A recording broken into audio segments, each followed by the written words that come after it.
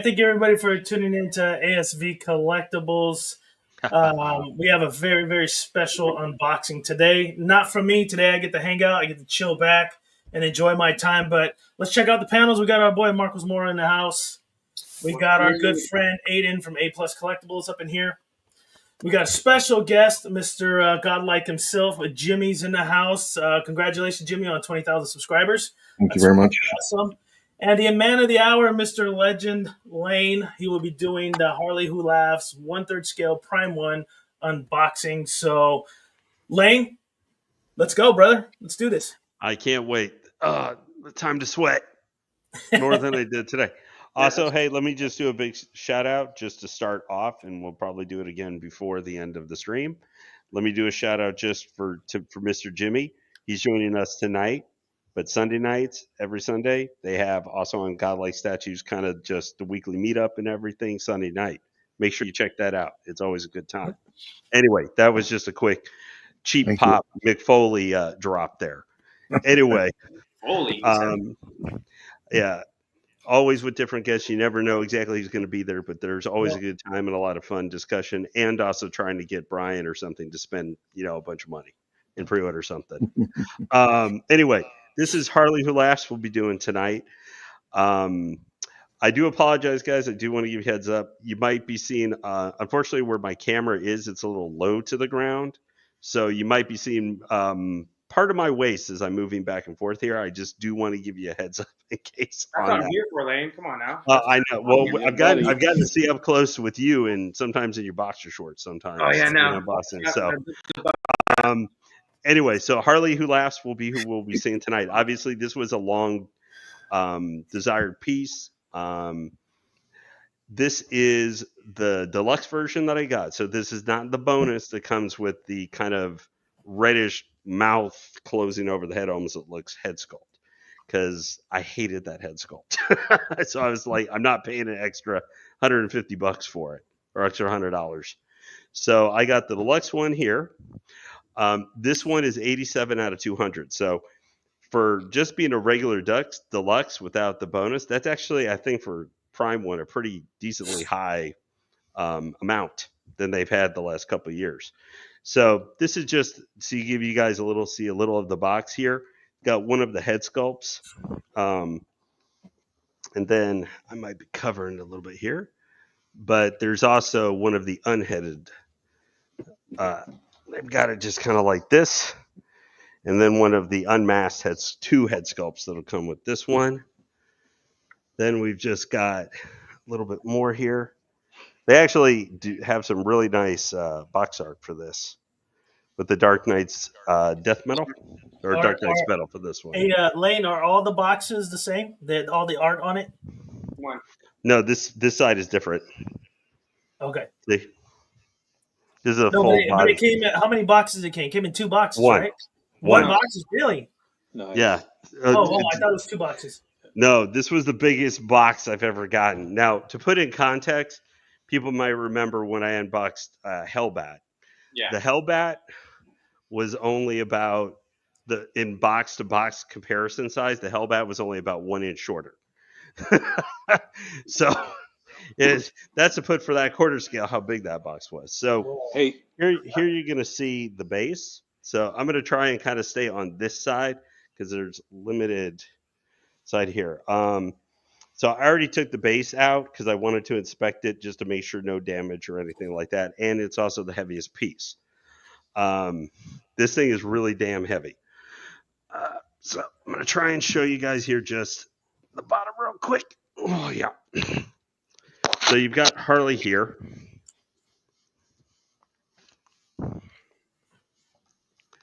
The Harley Who Laughs.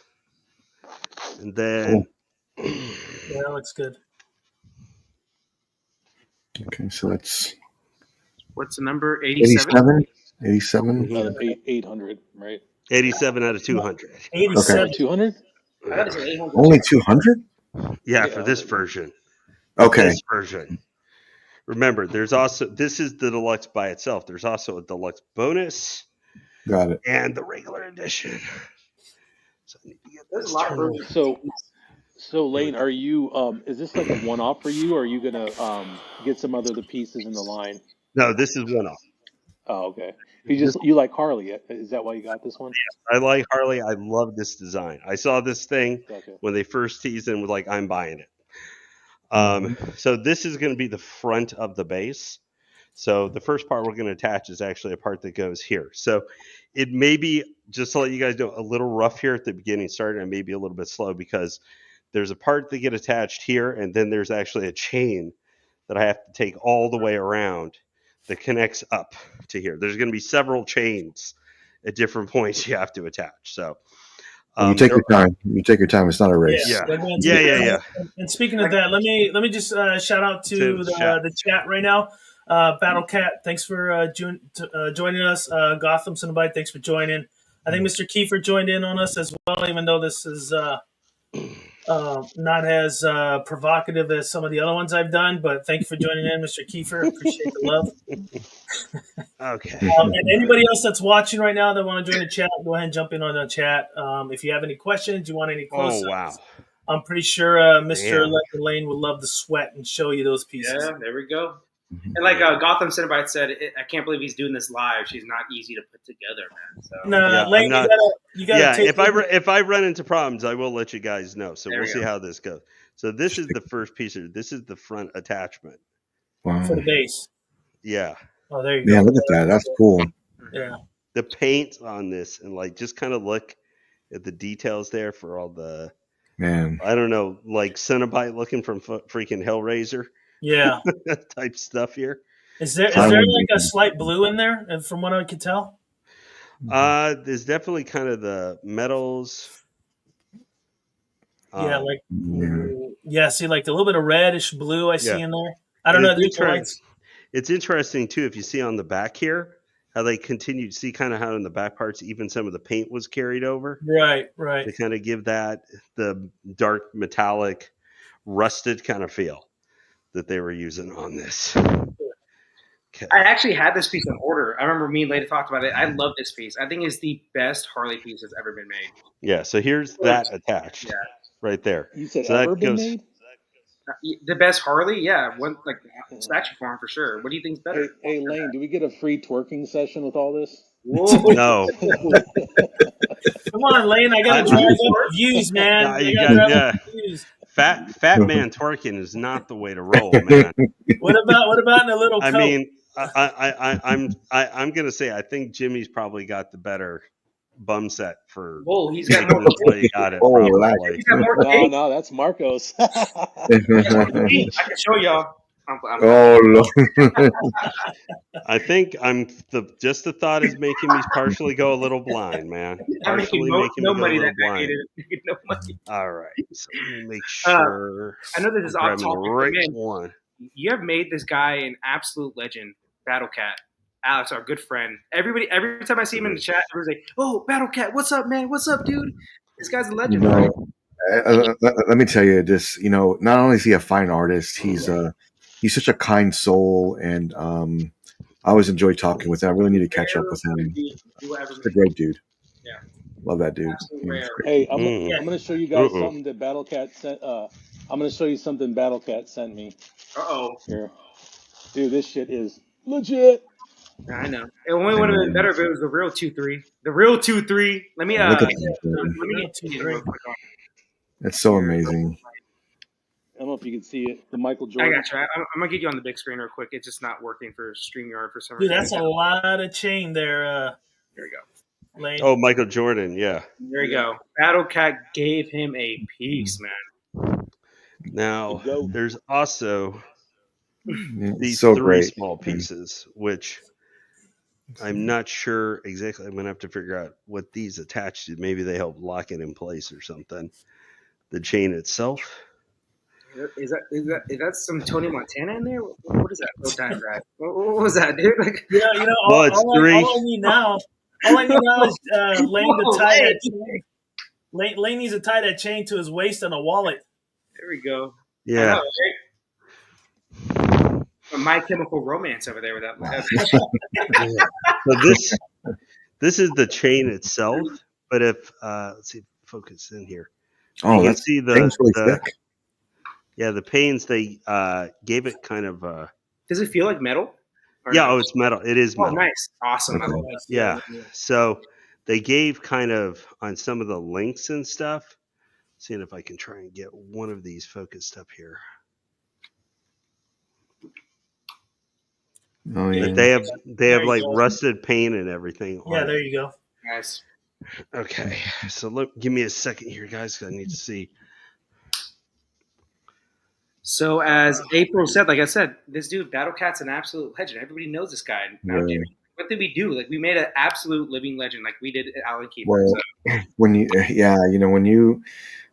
you're just that kind of person, and the community really respects that and sees that and knows that, it's real easy to become very well known very quickly. And he's just a kind soul, and add on the his collection being absolutely amazing too. So yeah, what's funny is that's like it's always the second thing I think about when I think of Battle Cat. Yeah, but he's got some great pieces, and he now owns my Hulkbuster too. So he's got some great ones. And he's a fake Iron Man guy now. He's getting the Queen silicone Hulk as well to go with it, and a few others. He's got that amazing Dark Side on Throne coming. Will he's got that too, and. Hey, you know what though? You know what I like about Battle Cat is he's very humble about his collection. Like he won't show it publicly, and it's how enticing is it to show that kind of collection and show it off, right? And he refuses. I mean, I don't know anybody like me. I would be showing it off. Oh yeah. I mean, and he's really humble, like just a great human being. I plan to meet up with him in the future here soon, and I've been trying to get him on stream with us, but he just won't do it. He's camera shy for sure. Yeah, he is. But he also said that if Alan Kiefer does an unboxing, that he will join us. So Alan Kiefer, pressure's on you now. That's never gonna happen. Mr. Kiefer do a live unboxing. Gosh. I want to be there. If he says he's going to do a live unboxing, I'll fly my ass to Florida and help him. Yeah, exactly. The thing is, we'll probably see Unicorn before any of that shit happens. So let's not count on it, people.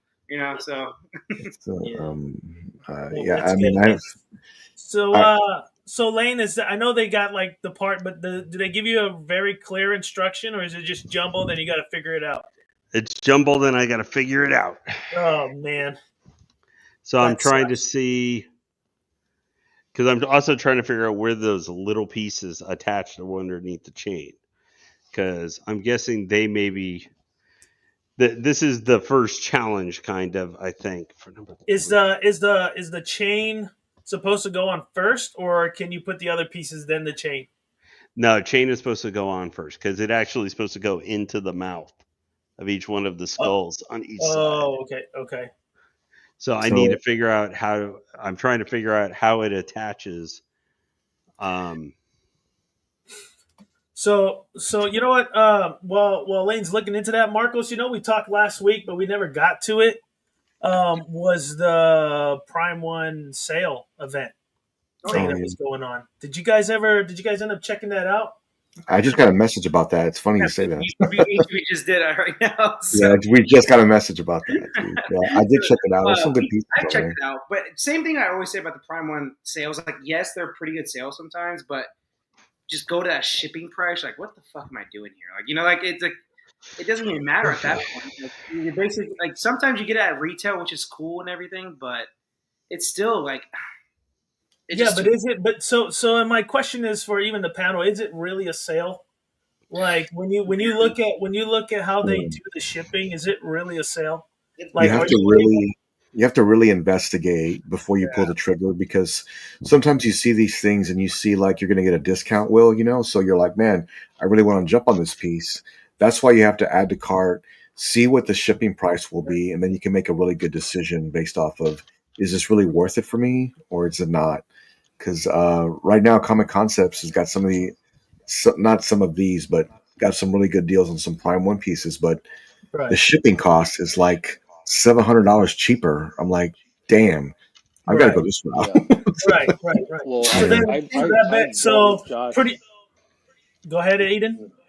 I was gonna say I've dealt with Josh at Comic Concepts quite a bit. No, that guy he's got the best deals. I don't know how, but I always recommend everybody to him. He made the deal So with if the devil. anybody wants to get any pieces, Jimmy, don't you have some kind of link that you send people, right? If they buy from him? He's off. There we go. Go ahead. Sorry. No, I was saying, You don't have you have a link if people buy through Comic Concepts? I'm sorry, I didn't hear you. Can you guys hear me? I can. We can barely hear you, Aiden. But he's saying, do you have or Comic Con's 10% or something like that, or a $10 right? Or yeah, you can use code Godlike and save $10 when you shop at Comic Concepts.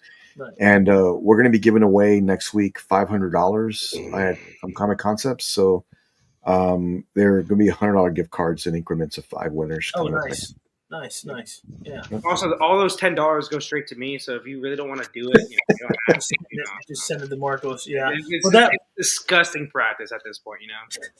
Well, that's why I asked the question. It's like when you look at these Prime 1 sale deals, do you just see what the cost is and then check it out somewhere else and then just do the shipping? At the same time, there's pieces that are like I know I got the Red Hood 1/3 Arkham Asylum or Arkham piece. And it was like $35 shipping, so they can do it. They just don't want to do it. They want to make money off shipping. So take that if you want. Prime 1. I like Prime 1. But I'm kind of is that me or it's either Aiden echoing or Lane. No, it's me. Okay. Yeah, I hate my voice. So, but they can do it. They obviously upcharge on shipping when they want to on a piece. So it's practice. Like I like Prime 1, but they do things that try to make money. Obviously, I get it. It's a business.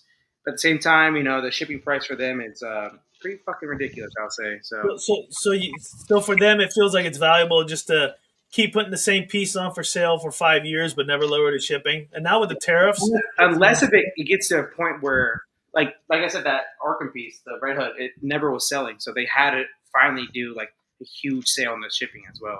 So right. Or if Jimmy can get the Santa shipping, with the Prime 1 Jungle Hunter got lucky bastard, but yeah, Jimmy's an absolute finagler. So $2,400 for all 3 boxes shipped to me for the Predator Jungle Hunter during the Santa shipping. Well, that's including the price.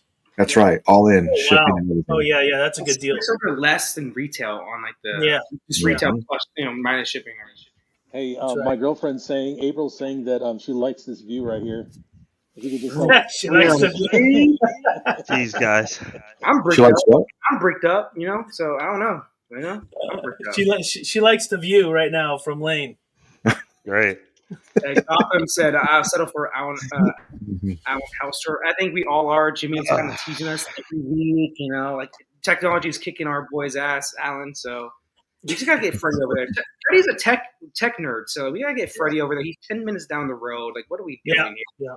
And Freddie would love to go too. He would not hesitate not going.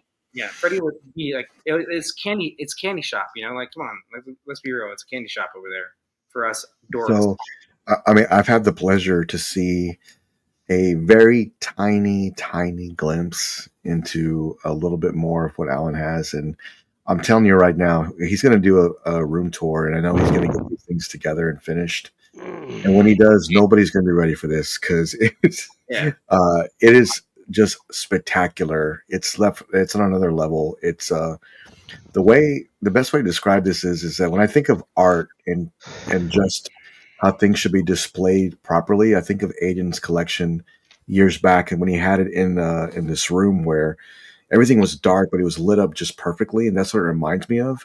Just a little bit brighter in these cabinets that are just. There's something very special, and they're just so big. I mean, they're ridiculously big, and you don't know until you kind of get a good idea of some of these pieces inside them. And I got just a small glimpse of it, and I just couldn't believe how big they are. So I look forward to him getting that ready to go and showing the community because I know they're gonna. April went old school on us with the old English. That's what she said. With the bigness. I'm kidding. But Yeah. So no, for sure. Like, Alan's. I was privileged enough to go over there. You know, it's like Willy Wonka. You know, like going to a chocolate factory. Like It really is. the heck, you know, like is that edible? You know, like oh shit, it is. You know, so no, it's awesome. It's an awesome collection. So those cabinets, Marcos, are just so. It's like, amazing. You know, background, it doesn't look that big, but you have to understand those pieces are like ginormous. Like they're fucking huge. You know, like they're absolutely huge. And then you see it in person, like, oh yeah, this is an absolutely ginormous piece, and it's in a cabinet somehow. Obviously, custom made, but no, Right. that was absolutely great. So you guys, what do you? Awful Zod is just that piece is just enormous, yeah. and it looks tiny behind him. It gives you an idea. Yeah. What's up, What do Aiden? you guys think? What do you guys think about like this whole line? Out of all of them, which I mean, obviously this is a great piece, but out of all of them, outside of this, which do you think is the best in that line? For me, this is actually the best piece, but I'll go outside of this piece. I'll go. It's a kind of weird opinion, but I like the Flash one, whatever it's called. I know it's more basic, but I think the hell was it called? I know what you're talking about. Red Death. I don't know much. Yeah, Red Death. Yeah. Red Death. There we go. I like that piece a lot. I've seen it in people's collection. It looks awesome. It's not everybody's favorite, but I think for me, out of this line, I'm not a big fan of this line though. In general, it's kind of off-world, whatever. But I think that piece is one of my favorites. Well, the base is really good on that. I had that piece. Yeah. The base is really, really good. And it has like those translucent resin pieces in the back, right? I haven't seen it. Yeah, it's awesome. Beautiful piece, yeah. It's crisp. I like the Murder Machine a lot, and the Batman Who Laughs. But the King Batman Who Laughs, the one that they're working on, that one looks good. That is going to be something very, very special. So, wait a minute. Did I miss that? Did I miss that? Yes, you missed it. You missed it. It's been 2 showcases ago, right? I'll send it to you. I've got it. Yeah. Whoa. Yeah, it's cool. Yeah, that one, Batman Who Laughs is great too. I think by far impressiveness is the one they're working on out of all of them. That one's very impressive. The King, which is yeah. Oh wow! I didn't know they were making that. Yeah, I'm surprised you haven't seen that one. It's like really good. No, I don't think I watched the showcase at all. What? Aiden's a hater. No. He's not watching. I'm sorry this is taking so long, guys. No, I am having a very hard time figuring out how the chain is supposed to attach. Not a race. Lane, Lane, that's why I was happy I didn't do a live unboxing of the Optimus Prime Jet Wing because it took me like 4 hours to do that. This is what I'm looking at. So this is the page right there. This one. That gives you a lot to go off of. Yeah, Elaine, I can't read Japanese, so I don't know what that's showing me. Is that? I don't know. But as Gotham said earlier, I can't believe you're doing this live. She's not easy to get. Yeah. Well, if I can just get this, I can tell the most annoying thing for this is going to be the chains. I'm trying to figure out because I've got. First, I thought maybe that for this particular mouth, maybe there was like an attachment or something that you would do for the ends here, because there is a small piece like at the end here for this one. So Gotham said I only put it in the front and back mounts. I don't know if that helps you at all. I just don't know what that means. But he said the other chains are even worse. Yeah, so but you're still right now. Yeah, so, Lane, this might be a 6-hour unboxing, people. So might be great. There we go. Guinness, where are you at? Guinness. Gotham.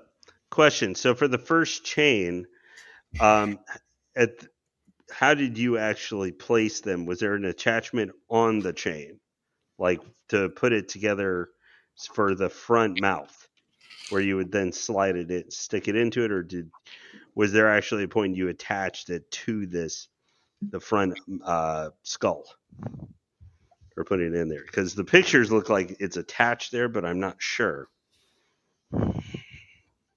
Most of the rest of the statue is pretty easy from what I look at. It's these chains things that are being the pain in my rear end. You take your time, Lane. You take your time. Yeah, it's not a race by any means. So also in other news, after Lane is done with this unboxing, we will jump in. I got some teaser images of a custom fan art mongrel prototype. The paint on the prototype's completely done. So I got a little teaser. I believe tomorrow will be the full review, but today I was allowed to show you guys a little bit. And let me tell you, the paint on this thing is looking fantastic. I do have my opinions on some stuff, but other than that, it's probably the best paint I've seen so far from this group. So mongrel here pretty soon. I have that piece coming in too. So then you're gonna be happy, man. You're gonna be happy with this paint job, dude. It is. I haven't been. This is the actual prototype paint, and I'm just saying, it's his best so far. But I haven't, and also, I don't know when it should be showing up here soon. Is the Brainiac prototype? So I'll be doing a live unboxing of that hopefully within the next few weeks. As well. Yep. Yeah, and that paint right there, from what I'm looking at, looks great. So hopefully my light does justice for you guys. So I'm gonna work on that when I have some time, so I could go ahead and show that prototype. The only issue I have with that is there's no light up. I know he hates that up. Yeah. Well, no, honestly, yeah. Either way you looked at it, when I spoke to the commissioner, is that with the light up, it was going to be very difficult, and with the paint, it was difficult. I get it, but if you don't have a light up, at least do I don't know. I think the paint job on the pinkish areas were a little bit off. But I'm still happy with the piece, 100%. Well, but he consulted Jeffrey on that paint. I don't know if they were able to fix it on the prototype, but for sure the production. Oh, I trust Jeffrey then. Jeffrey would do a better job, I think. Yeah. Well, he gave his opinion on it. I agree. We spoke about that as well. So once the prototype comes in, I'll take a better look at it and see if they did it to the prototype. But for sure, the factory production will have the upgraded paint on it. Yeah. It's very tedious to do the small little brush on every single line item on that base and on his body. It's a lot of stuff. Okay. But I'm happy with the prototype pictures though the first time.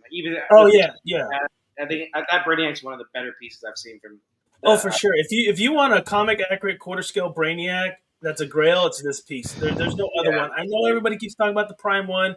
I'm sorry, that's Dr. Hey, Gotham. I think you were talking about this piece right here. It's hard to tell. Yeah, hard to tell. You're kind of missing the camera. There we go. Yeah, there you go. Let me get.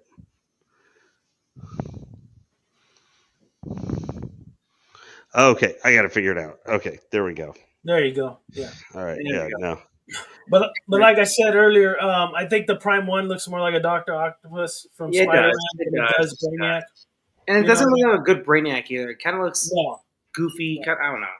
If you're a true comic collector and you want a true Brainiac, this is going to be the piece you're going to want. I'm sorry. I just hate the Injustice. I don't know. Yeah, the Injustice line is kind of. You hate it because Superman's evil, but 100%. I mean, it's interesting to an extent.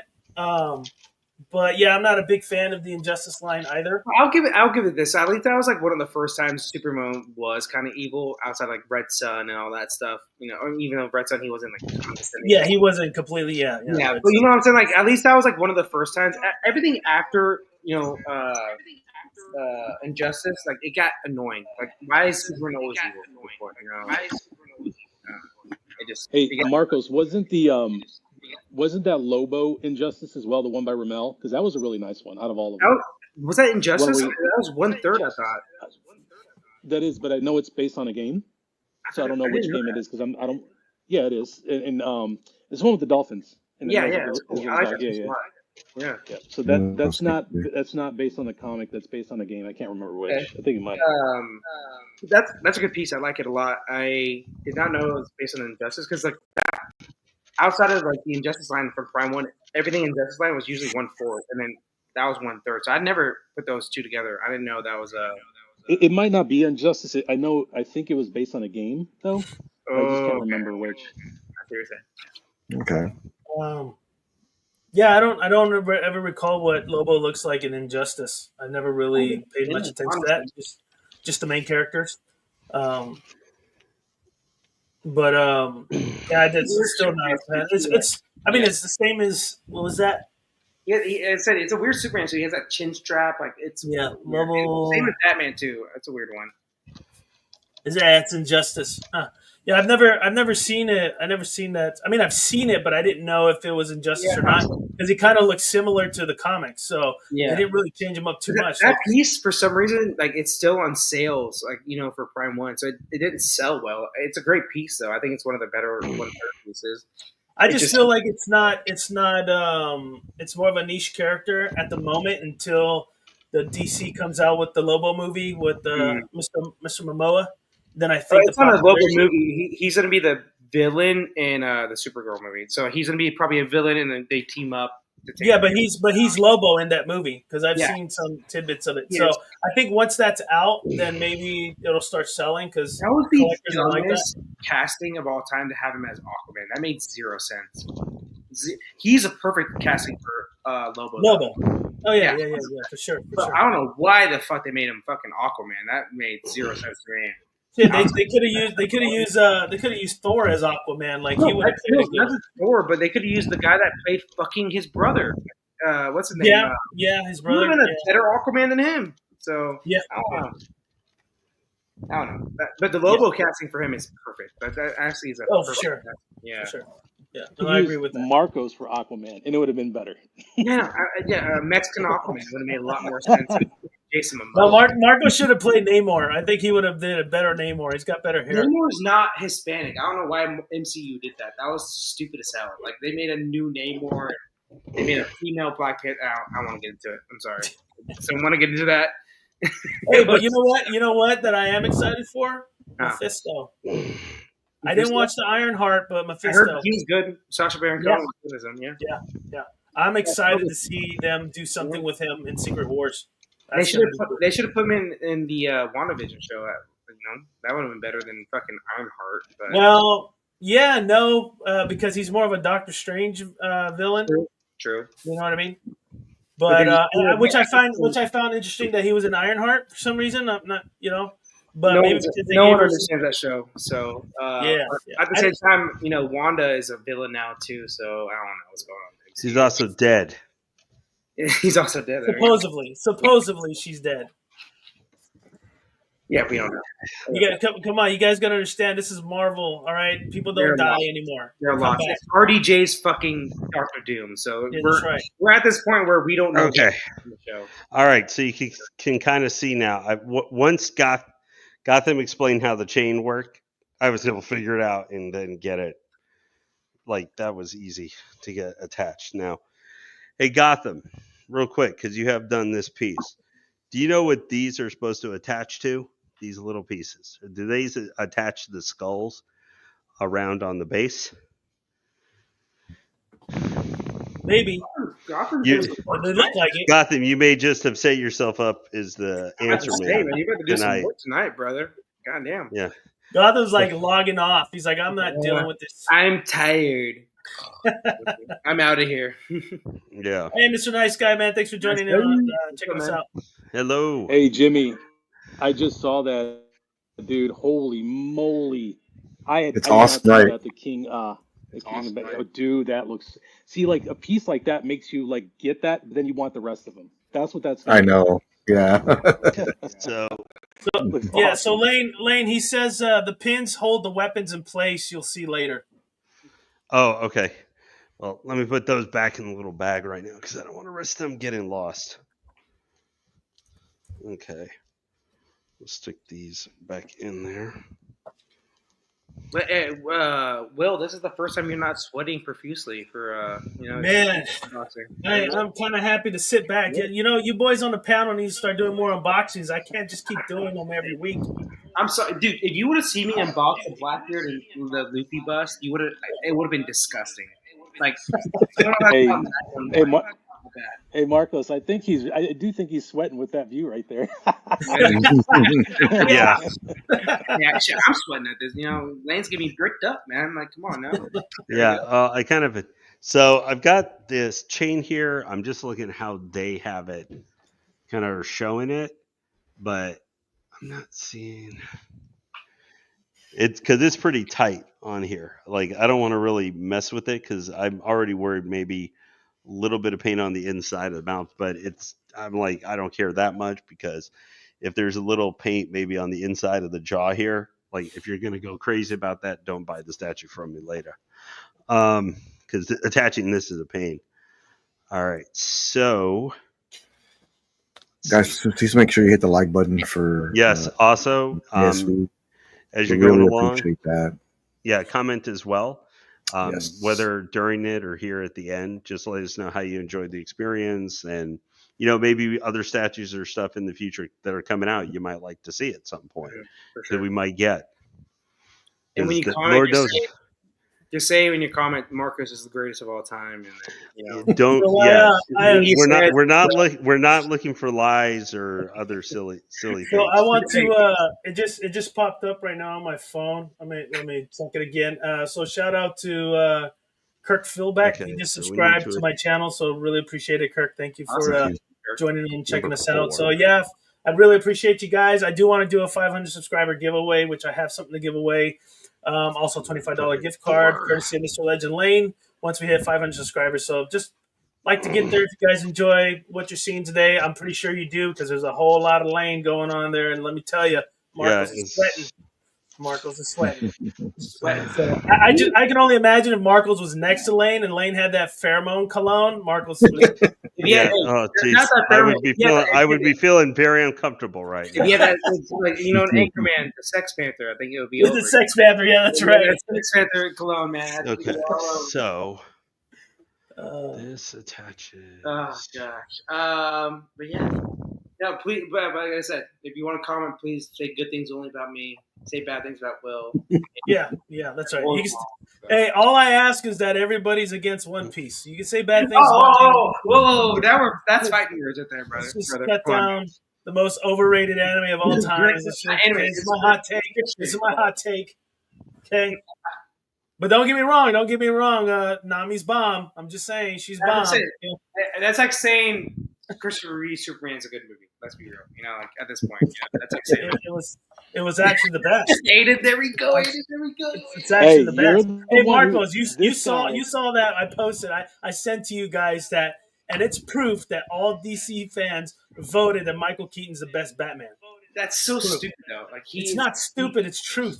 I like Keaton. I think he's the other guys. He's one of the greatest actors we have actually today. But at the same time, that Batman '89 is a bad movie. No. DC fans have voted, Marcos. And wait, hold on. Sorry, hold on. Wait. Sorry, I need to hit the rewind button here real quick. I'm sorry, I was distracted for a second. Did I just hear Marcos say Batman '89 is a bad movie? Did I just hear that? 7. It says 7.1 out of 10. It's an average movie at best. Dude, I'm starting to think that Marcos is like the Skip Bayless. Oh my God! Yeah. Stop! Don't throw me with Skip, dude. Stop. That's too much, Aiden. Stop, please. That hurt my soul way too. That hit my soul. Don't say that. Okay, so I gotta kick out Marcos and Gotham because he believes in Marcos. So Thank you. I didn't see the comment. Thank you, Gotham. I'm always right. I know I am. Gotham must be like 22 years old or something. He's got to be a child. Marcos. Return is worse. Thank you. Like outside of Michelle Pfeiffer's a bad. No, okay. Return, yes, I agree. But Michelle Pfeiffer is a bad woman. There's no doubt. But put it this, you know how bad The Returns was? Is they went to fucking Joel Schumacher for Batman and Robin. That's how bad it got. That's what I'm saying. That's how bad it got that they had to go to Batman and Robin after that. I'm just gonna say right now. Gotham says he's in his 40s. He's getting kicked out of the 40s club. Okay, the old that's just not right. That's just not Christian of you guys. But let's be real though. Me and Ed have been talking about it since yesterday. The Christopher Reeves movie. He did a good Clark Kent. He was held back by his time, his technology. But the plot is so fucking comical. It's horrible. It's Batman Adam West bad. It really is. Burton was a bad choice. I think I'll give Burton this. He has a style. Was it Batman? Right. Like I don't know. They should have done that. But at the same time, it's nostalgia bait for sure. Like it's nostalgia only. That's why we like it. I do like the Batman '89 movie. Due to nostalgia, but overall, movie quality wise, it's not a good movie. It really is a bad movie. Like we gotta be honest with ourselves. Same with Superman. 1979, whatever it is, 76. Is that So a here's piece part of of the log base there, here. Lane? Is that a piece of log, like a broken piece of Yeah, log? it's been damaged. Like these are the next two kind of pieces. So Okay. it's kind of almost like a wagon or something like that. Yeah, like a wagon wheel broken. That's cool. Yeah.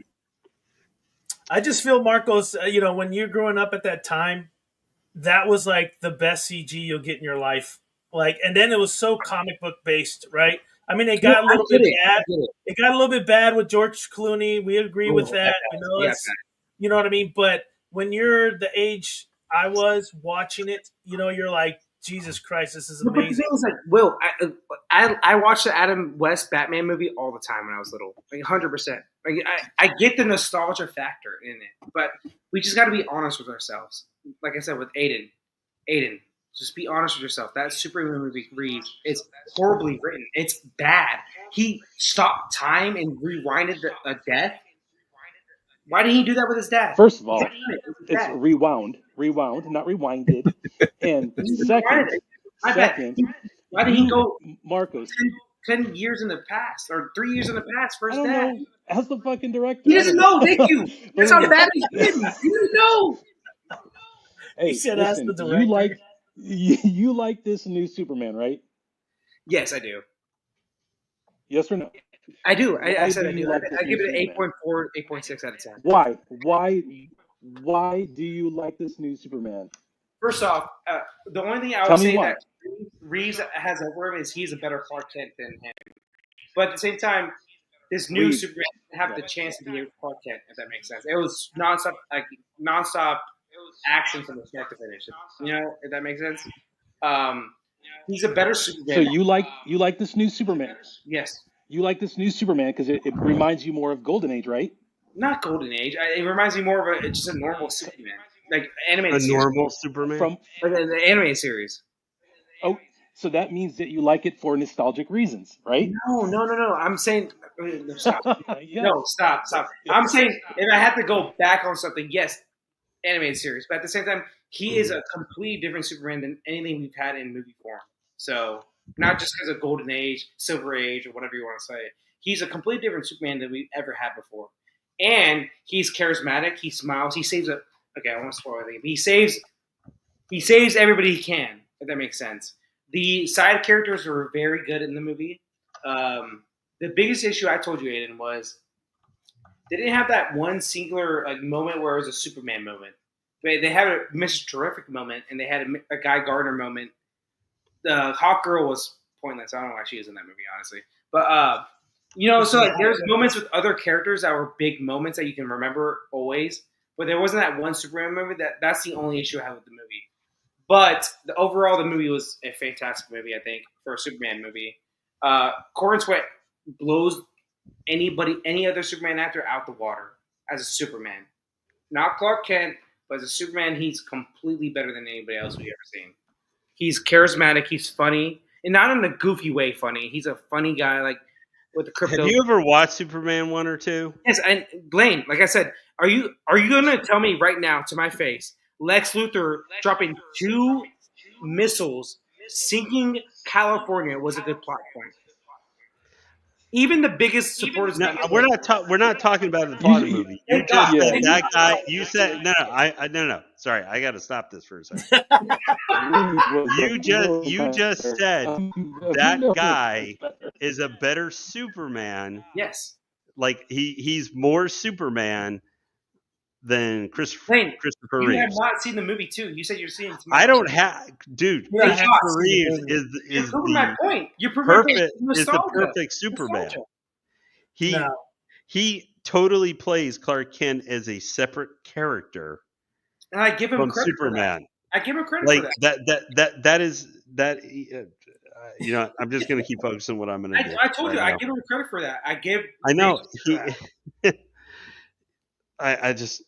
I think what it is, Marcos, you need to rewatch, the original. The movie is old and goofy. I'm just saying, rewatch both of them, and then just visualize I'm not watching the acting portion, not the the year it was or anything, not the plot, nothing. Just each Superman's acting and each Clark Kent's acting, I told and you, then make a better judgment.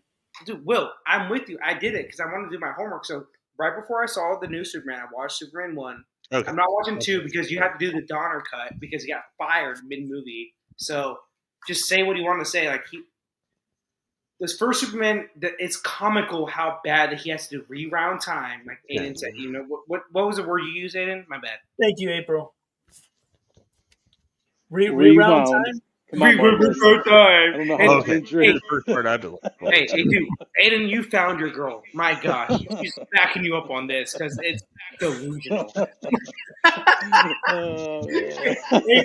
I love Aiden. I love you too. But I'm just saying, he found the one because he's backing his ass up. Oh, wow. Oh, God. But Will, back to my point. I did rewatch the Reeves. I wanted to give it a fair shot. I'm not rewatching Man of Steel. I can't do that. I will throw up probably twice. Yeah. Wow. But dude, okay, so here's the first piece I've been waiting to show. Let's do it. Oh, yeah. Is that Bud or Lou? Oh, it looks like Marcos. No idea. It doesn't give you like a that is little Marcos with his Superman theme. You know, his mind on autopilot there with his eyes whited out. Autopilot. Okay. Yeah, it's just chat GPT and saying that stuff. It doesn't make sense. Let me just say this. All right, Marcos, hold on. Let me focus this for a second. This I really like. See this with the armor? Yeah.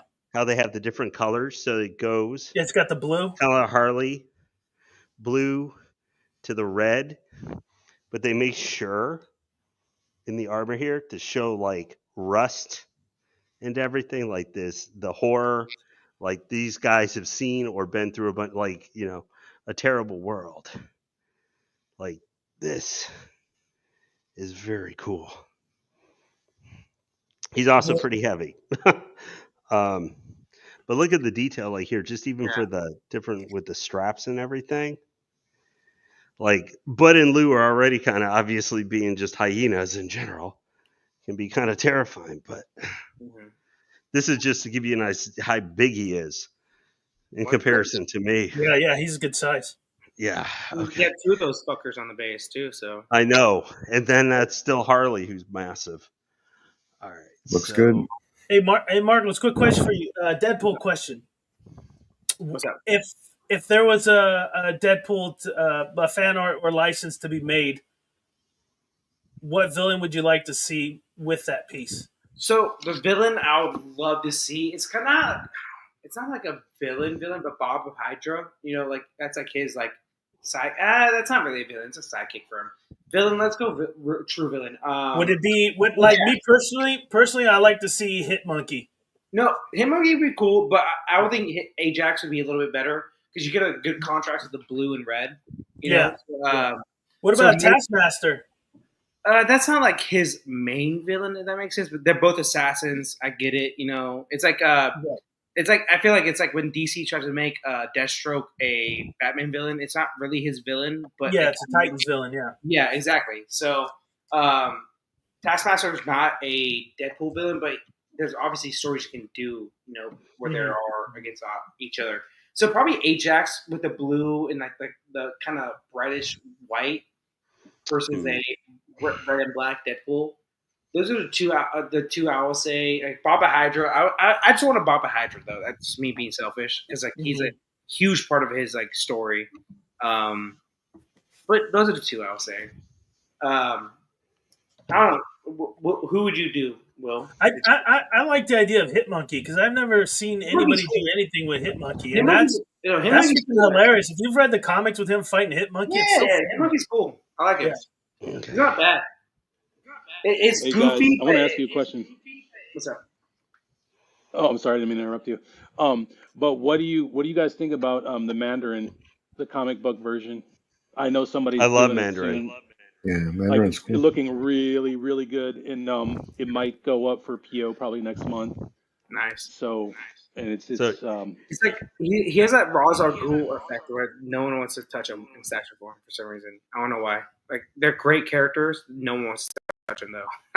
Like Ra's al Ghul's awesome, Mandarin's awesome. No one wants to touch him in statue form. It's crazy to me. So I don't know. Sometimes companies try to play it safe too. They don't know if that would be a character that somebody would really want. It's so annoying though, Jimmy. Like it's like, let's do another Poison Ivy. Oh, it's sold only 300. No one wants to buy his DC. Like, well, this is your fourth attempt on the Poison Ivy. True, and they brought back the Arkham. They brought back the Arkham Poison Ivy, and I still haven't seen nothing yet. They canceled it. They brought it back. I don't know if they canceled it again. And they had 3 or 4 Poison Ivy pieces that year. Oh, there you go. Wow, that's cool. Man, I love those colors, Lane. Those colors look so good. The metallic blue and the metallic red, awesome. Like I said, I had this piece on the pre-order, man. I'm mad I don't have it still. It's the best. Wow, that paint job is amazing.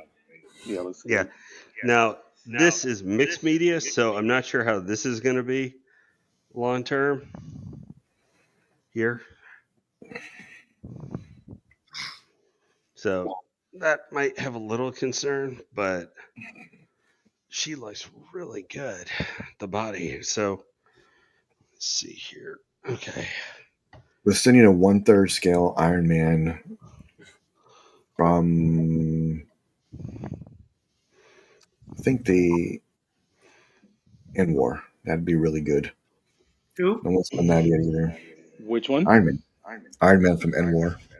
Endgame. Endgame. Endgame, you mean? Yeah, Endgame. Mm-hmm. It's not a bad movie. Are you talking about him on his knees and snapping, or what?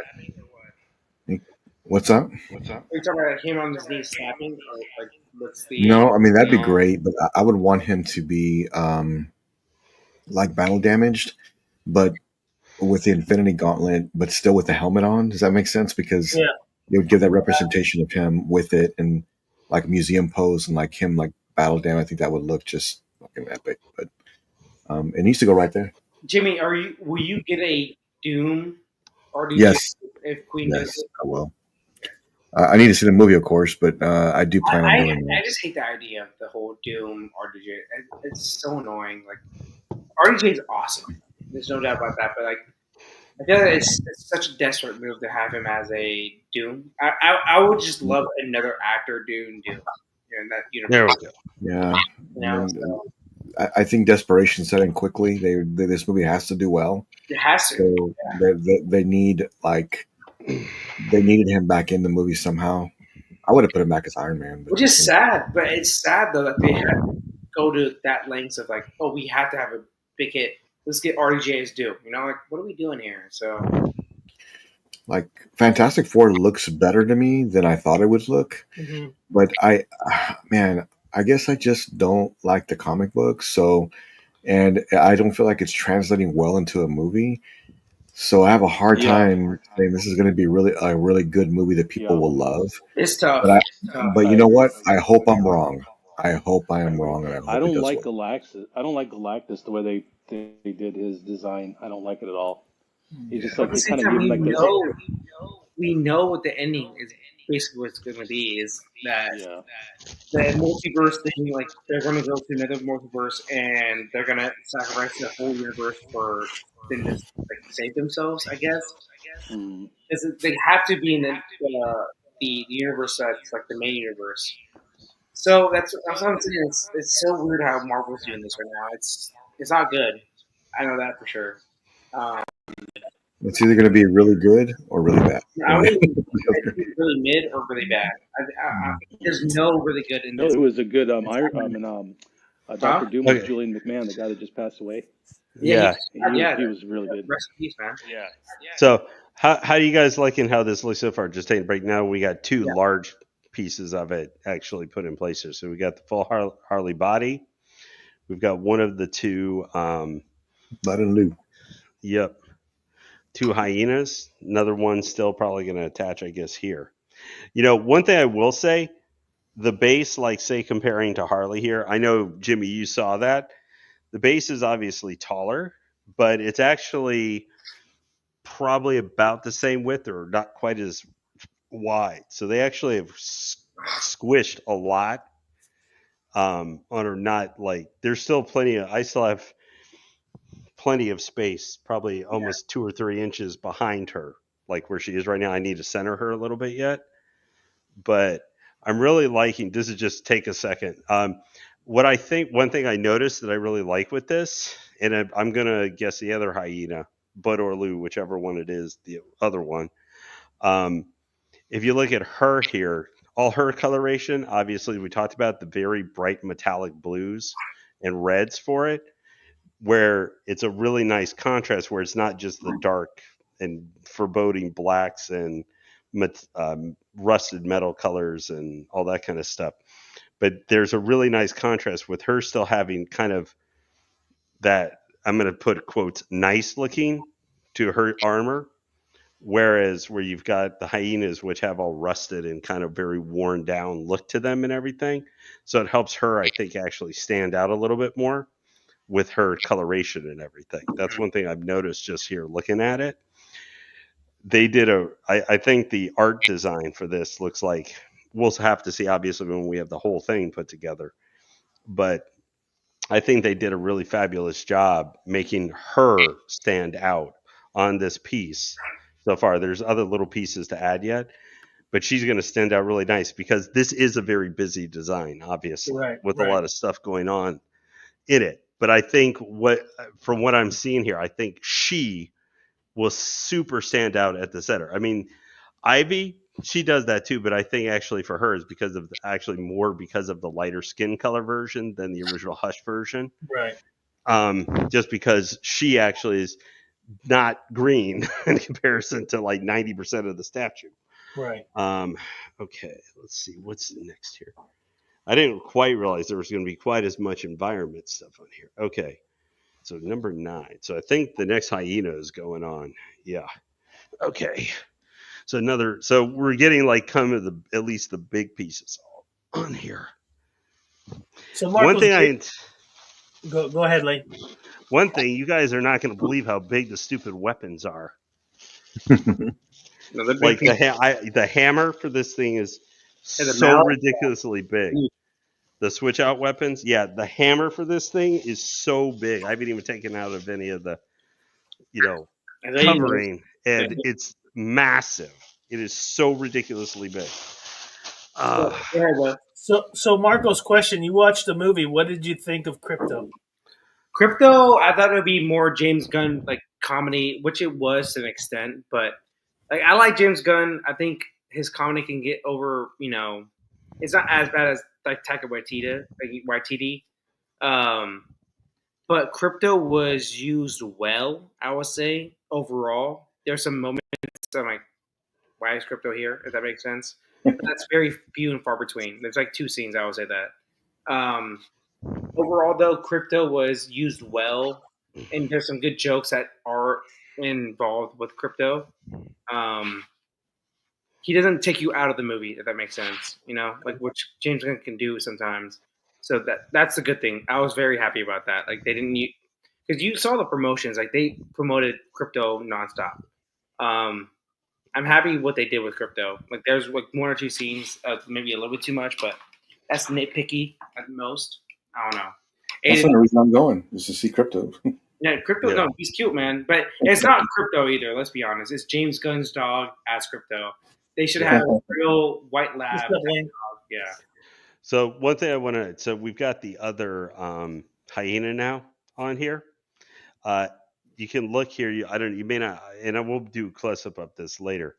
But you can kind of see here his armor is very different than the other hyenas. He's got whatever the big triangle thing on his back, but also he's wearing a full like covering over his eyes and everything. So a full face mask armor to him. So like my view of vision here, it seems like that hyena is covering like half of her body. So I don't know if that's your case, but if you were to turn it to, I guess your left. No, he's kind of blocking her foot. This area. Yeah, that's what I'm seeing here. It's because it's far away. Is that like for me personally, when I like to display the main character, I like to see all of her, and that's just me being nitpicking. And he's covering like half from what I could tell. maybe just a Yeah. back leg. I can kind of see the other back. leg. It's primarily like about here. Mm-hmm. He's blocking really seeing her entire back foot and Okay. such. Okay. But Yeah. I have to have him on here. There's the two Sure. plugs here are way too noticeable, and I want this is part of the whole package. The Sure. thing is, trust me, when we get her heads and her arm attachments, you're not even going to notice the disappearance of the Yeah, I plug. just sometimes I hate that a piece is way too busy, and this is such a good piece, and I know it seems. Oh, it's if they had done like the cyber one that's coming, Right. the quarter scale, Yeah. where it's got one of these guys, but the other one's like a pup in her purse. That I could have seen where they did something else like that. Right. Maybe like one of the switch outs could have been, if they were using a similar art direction, one of these guys could have been still like a little monster one. Like this guy could be done up as a smaller version, could have been one of the switch outs for like the deluxe instead of one of the weapons. And then have one like him still maybe like over here or something, or in maybe this kind of pose rather than that kind of pose. So I definitely could get maybe just one of them could have maybe worked, but I get what they were going for. They wanted to have both of them on there. Okay, so I need to attach part 10. So also, guys, the group that's doing it, Mongrel, that I'll tease a little earlier, they're also doing a crypto, and that's why I wanted to ask the question about crypto. They're doing the crypto? There's two versions. What's that? They're doing the dog? Yeah, they're doing crypto. That same group that's doing Mongrel. That's cool. They're doing two versions, the new 52 and the classic version. I don't have any images of that, but I do have the new 52 version, some teasers for that piece. And that piece is going to go, it's going to be a proximity piece for their Ultraman or / Gary Frank Superman. So either one you want to use, it works with either one's base. The wolf, I mean, I love it. When I seen it, I was like, man, this piece is so good. I'd actually trying to convince them to do a 1/3 crypto to go with my Hush Superman. Yeah, which would be really. I mean, once you guys see some of his teasers, we don't have anything full, just a teaser. You'll see the face and stuff like that. Really, really nice piece. I'm super excited for them. The crypto, like you said though, if they had an option with 1/3, that would help a lot for people. I think there's a lot of 1/3 Supermans that people have, so that would help a lot. And we haven't got crypto in 1/3, and I know actually just had a piece that was 1/4 with the crypto piece. Yeah, that's horrible, but at least the crypto looks fine. Yeah, there's been some quarter custom cryptos, not the 52 version, but there's a classic. He's working on a classic. I haven't seen it yet. Hopefully, they're able to send me just so I can sneak peek it to you guys, so you guys can see it first here on ASV. But yeah, this wolf version of crypto from the new 52. If you haven't seen it, just type in crypto new 52. You'll see what it looks like. It's based off. Aiden, what do you think about the crypto? How they used them in the movie? Since you're a hater. Oh, I loved it. Remember I told you? Yeah, you did. Remember I mean, I'm very unbiased, but it's like I really felt that we finally got crypto, and I loved it. I think it was. A lot of people were complaining that it was kind of forced, but I loved it because in the comics, he's a big part of Superman and even sometimes Supergirl. So I was really pleased with that, and I'm an animal lover, so it's like I just loved it. Yeah. Right when someone like hurts an animal, like we all kind of like fuck that guy, like what are you doing? So with that said, Aiden, now that you've seen some of it, what do you think of Supergirl? Because I know you weren't a fan of the actress. Okay, so you guys are gonna have to tell me this. You're talking about Supergirl from which movie? This movie, the new movie. Okay, so I will confess, I did not go to the theater to watch this movie. So it shut off. It stopped before the end credits. If that's he illegally watched it, people. I didn't say that. I know why he doesn't like this movie at this point now. Thank God. I know why he doesn't like this movie. He got a cam version. You watched the cam version. Dude, watch it. And Hey man, can I get my secret? So I got. I'm gonna link. Actually, look, it was not Aiden's fault. Okay. He went to the drive-through, and that's how they showed April, how do you let this man do that? Like, goddamn, big Superman fan. He watches it from a Rodrigo over here, fucking have a camera on his waist, like doing the whole movie. Fuck, man, like it's all in his hat. You know, I know why you don't like the movie. Like the music didn't hit with you, obviously, because you didn't hear the music. You maybe heard like a word, maybe. So pretty much Aiden made me spoil it because I thought he watched it towards Why the did you? end. Why did you? But you're not supposed to spoil it. Remember? Actually, I don't think that's an end credit scene, is it, Marcos? I think that's part of the movie. It's literally just the end of the movie. Like, it's it's part of the movie. Yeah. This dude over here watched. Like, dude, what did you watch? You probably watched The Incredibles at this point. You know, like I don't know what you watched. Have you ever seen that meme? It's like, man, I don't think this is the right Superman movie. Exactly. That's what I'm saying. Yeah. Incredibles, bro. Like, what did you watch, Aiden? Fucking hell, man. They don't even speak English. They just kind of run around. Incredibles Cuando está? I will say Incredibles was better than the Superman. No wonder why you think fucking Reeves Superman's better. You didn't watch the movie. You watched that camcorder. Like Mike. They're all throwing paper rocks everywhere. He watched the Bollywood version. I'm saying, you watched, dude. You literally watched a Tubi version of Superman at this point. Like, you really did. Aiden, every one of your opinions is invalid at this point now. Thank God you said that. Oh my gosh, guys, this dude watched Tubi version of Superman. I lied. I went to the movies. I lied. Yeah, he said I went to the movies. That's funny. Oh god! Look at April's even laughing at you, man. Like, goddamn, Aiden. Oh my gosh! What website was it, Aiden? 1, 2, 3 movies. I've been there before. I've been there before, bro. Like, like I don't want to pay for some stuff. No, Did it start with the P and end with the hub? I think you just watched. Dude, there was a website. I remember when I was younger. It was a website that was a porn website that did have a full movie of a superhero movie. I forgot which one it was, and I watched the whole movie at 2 hours a minute. Like, dude, it worked HD though, at least. I'm like, thank God, dude. I had no money at I was like in high school, so I had no money. So, hey, man. So that was just like a couple years back then. Dude, 100%, yeah. But look at this dude. Aiden has the money to watch a Superman movie, and he watches it on 1, 2, 3 movies. Or like, come on, dude. Like, what are we doing here, Aiden? I can't. I've been arguing with this dude for 2 days at this point. I'm like, dude, why don't you like this movie? I know why he doesn't like the movie now. Thank God. I'm validated. Yeah, I'm gonna try to go catch it tomorrow. As long as my job doesn't take too long tomorrow, I'll probably get home a little earlier and go catch it. There you go. Yeah, it's not for everybody. I'll give it that. Like, no, I heard it was a lot of mixed reviews. It was just if you like James Gunn, if you like Superman, I think you'll like it. But if you don't like James Gunn, you have to take it. Well, you may like it, you may not love it. That's what I like Guardians of the Galaxy, and I like what he did with that, based off the comics and all the characters and all that stuff. The Superman does look good. It's just, I'm not a hater of movies, to be honest with you. I mean, I'll watch. I like Eternals, and people don't like that movie. Oh, gross. You know what I mean? Like, I love it for the plot. Hey, I actually like that movie. I like that movie. Yeah. I think their Speedster was better than Flash. Like, she ran normal for a Speedster. Yeah. And Aiden, did you watch it? William. Yeah, at least. William, your camera's been frozen for a long time. And Marcos is letting it happen, but I'm going to tell you because I'm your friend. No, I like Will at this position right now. That's how I keep going.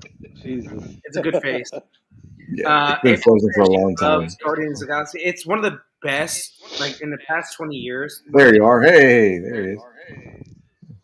I bet that's weird. I have my super fast internet here, and apparently it froze my ass. But Aiden, if you need me to like buy you a ticket, I will to see the news. You watch it, so mad. Like, come on, like you watch like a bootleg version or whatever it was. So But you know what, man? I just didn't think it would be good enough to see at the theater, and I was right. Oh my gosh! He was right. But you watched Man of Steel in theaters, right? No, yeah, actually, you know what? Believe it or not, when I first saw Man of Steel, I was disappointed because I felt like it was, like you said, it was too serious. Like he wasn't in character. Now, I feel like if we would have had James Gunn directing, like you said, right, with Cavill, that would have been. I think it would have been good. Perfect. But my whole issue with Man of Steel is, and not just Man of Steel, but BVS and then Justice League. Zack Snyder said it himself. He said it's going to be a deconstructed Superman. That's what he's. I'm buying a Superman statue. I am. I'm getting Cavill. Oh, did you decide to get that one? Yeah, you're getting I Cavill. am getting it. Really? Yeah. Which one? You guys went all in on talking about that yesterday. Yeah, I was kind of like, wow, Jimmy just like is in Superman Mania and got gripped by that.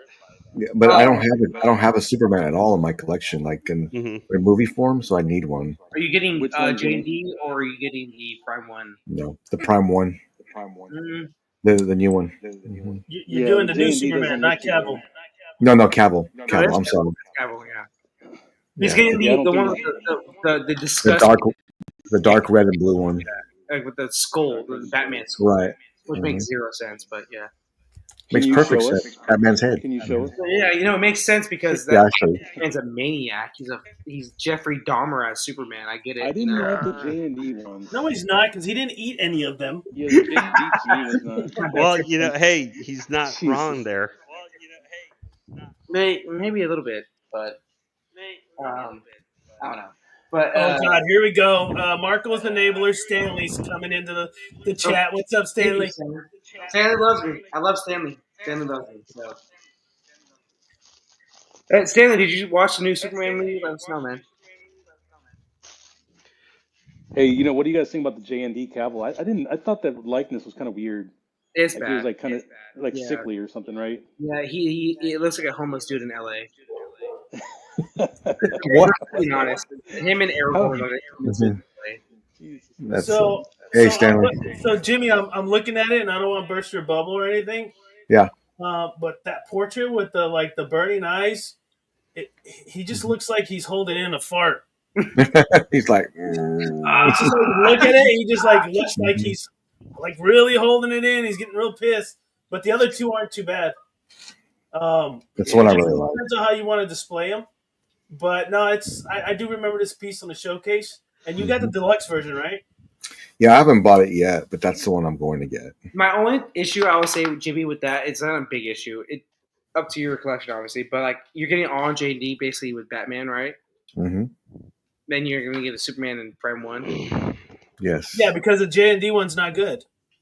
I like the J&D one. I still like that one. I just like this one better. Does that make sense? Yeah. I think the Cavill likeness is actually better on that one. Yes, I agree. Yeah, the J&D one, the Cavill likeness is not there. With the Prime 1, I think I love the real Elite Master line, like what they're doing right now, but we have to see in-hand photos right now of this line, because right now, prototype-wise, they look amazing, but we have to see in-hand, non-prototype. Sure. But the line so far, prototype-wise, has been one of the best I've ever seen. So that Superman is involved with the real Elite Master line, so we'll see. But all of a sudden, Jimmy is maybe not mixed lines with the Superman with the J&D pieces, but like I said, it's up to you. I don't know how they scale. I know they're all 1/3, but well, Superman's gonna be a little taller because the J&D bases are short. And yeah, at least the J&D piece, he is up on a rock, I guess. It's 34 inches. Yeah, he is. He's kind of perched up a little higher. He's overtly ripped, if that makes sense on the suit. It kind of looks weird. I don't know. I'm not a big fan of J&D's at all, but I don't know. Hey, can you guys hear me? Yeah. I was asking Jimmy, how does the Prime 1 third scale pair with J&D, in scale wise? Is it similar? Will it pair well? Well, the bases are always going to be taller because the Prime 1 bases are really big, and this one is really big. So I think it's 34 inches or something like that tall. So it actually won't even fit in the cabinet up here. It has to go down below somewhere, or I have to figure out another way. But I wanted to put them with like my DC movie pieces. And that's the one I like the most. And I thought it would look good. To me, it really doesn't matter as to, you know, like one's a little taller than the other. Well, it's going to be taller because he's standing on rocks and everything else. So it makes it, and he's floating. So it's going to be taller. So Right. let me send you this picture. How about that? It may make more sense. This I is mean, what I think Jimmy, depending on how you display them, correct. If you keep Superman on the opposite end of Batman, J and D, it wouldn't matter because they're not next to each other. You know, if that makes sense. So if you're Right. going to do a whole DC movie lineup, you'll see it. It's actually a good plan, but yeah, There you go. I was doing something like that. I was playing with it today, trying to get a good idea how I was going to do it. Right. And I was just kind of throwing out some ideas and I was coming up with something like this. So, Jimmy, what is your collection going to be? It's basically going to be movie pieces and anime. Right. There'll be some anime stuff I'll have too. What anime are you thinking about? Ninja Scroll. I already bought it. So. Oh yeah. Okay. Yeah. And maybe the Berserk piece. Yeah, I am getting the Berserk bust too, and I'm getting the J&D guts. Was that up for PO already? That bust? No. The Berserk one, no. They haven't even shown. I'm sure it'll be soon, though. They haven't even shown. Okay, so that means I got a good 3 years left. Yeah, exactly. And also, they screwed themselves too because I think Sume is about to do a bust too. So hey guys, I want to mention the first thing I'm running into the first thing that I ran that I do not like with this statue. Okay. It's with this mixed media, kind of bottom part of her dress. Skirt. Yeah. This mixed media makes it where it's either covering or you have to be behind of the tails here of the hyenas. So you either have to like partially cover them or you got to kind of like stick it underneath or something like that. Could you wrap it around one of her arms up on top when you put it in? Like she's holding it? Maybe. I don't know. I mean, I will say I am a little worried with this that my cat is going to try and on it. Oh God, yeah, I got a cat too. I never let him in here because I'm so worried he's going. Well, this is the open living area, so he has to run around. Yeah. I didn't realize that this was going to be all mixed media, so I am a little bit concerned with that. But I don't have any spots higher up that I can stick her. So this is going to be one thing that I am going to have to kind of monitor with because there's nothing here now. It may just have to be where I have to. I don't know. We'll just have to see. This is the only thing so far I've run into where it's a little bit of an annoyance just with the statue itself and its construction that I don't love. But it's a minor thing in the greater scheme of things. So Jimmy, the image you sent, you're gonna get that bust also, the Dark Side bust? Man, I thought about it today. I really did. Yeah, you should. You should. That to me. We love the Dark Side on Throne, right? But that thing is it has the most I know Mr. X hates the word presence, but that thing is so good. Like if you're a bus guy, right?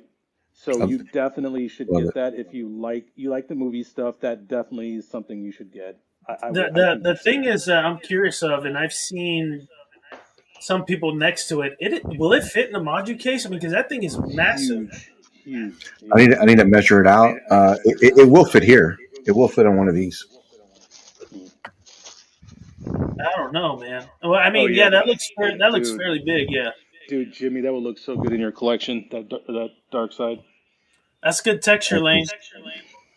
Oh, it looks good, Lane. Yeah, this is part of the armor that's going to go on her directly. So, William, the Terminator T-800, he's actually going to go in a new case behind me over here. Okay. It's going to be really high, and they'll have all 3 Terminator pieces in there.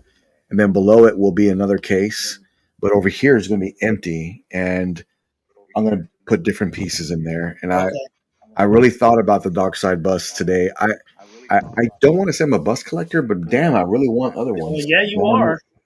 You got more than one. You're a collector already, buddy. Yeah, I've got 3. Yeah, but there you go. There you go. 3. You've got 3 and counting. Yeah. Incoming. Yeah. Yeah, and I'm going to get the Berserk one for sure. Yeah, And I've I've actually been been there. contemplating. Like, I'm trying to avoid going that line, but I've been really contemplating that piece because I feel like it has everything I need, and I don't need to get another Berserk piece. That is true. I get it 100%. Which one? But at this point, though, I think Prime One screwed up. And Sume kind of teased a Berserk Guts bust line, like you got the leaky bust. So I just don't know if it'll be as good, Marcos. That's the thing. It's like I honestly, I think it'll be better if it's Sume doing it. Sume is really good. Anime that's what I'm saying. is If I like trust the the best. Sume line, I think actually they would probably do a little bit better job. So we'll see. wow. Yeah. I want to see. Yeah. So that's what I'm saying. I think Prime One kind of screwed up because they should have showed this last showcase, 100% painted. Yeah. It looks good, man. The leather looks warm, looks weathered. Oh yeah, Yeah. looks Yeah, good. this one with like the torn lines and everything. Yeah. Man, Prime One does a great job with the paint and sculpt. It's really good. Yeah, So, and this Jimmy- one, whereas the other one had kind of a little bit of outline of blue paint, the metallic blue. Oh yeah. This one going on the other side of her like has the metallic red. Nice. Jimmy, if you were to pick, you've had a lot of XM pieces as well. Mhm. If you had to pick in their prime between Prime One and XM paint production, who would you take? Damn, that's hard because Jeez. man, That might be a piece by XM piece. was the you know what the paint almost on XM was like a brand new car almost in some aspect. Is that's the best way I can describe it? It was like it looked really, really Fresh coat of paint. yeah, I mean it was done so well, but and XM's Prime comic wise, they were almost unbeatable. I don't think anybody could beat them. But you look at Prime One, and they've got some amazing DC pieces, but their movie based pieces too are just so great. Anime as well, but I have to say, paint wise, in their prime, if you're looking for comic, I don't think XM was beatable at their prime. They just were. They were some of the best. Then you look at now, like Prime One has stepped up their game, and they've done even better and better. And these portraits, oh my God, they're like incredible. Yeah. So, yeah, that's my take on it. But looks good. Yeah, I love the blue and reds in this piece, man. They're Yeah, really, this is what's covering her posterior, her backside. well, then you don't need to put that on.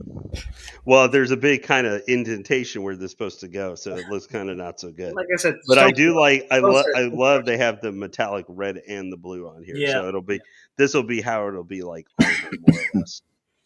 So it like splits her outfit and this is actually covering a lot of the netting and everything.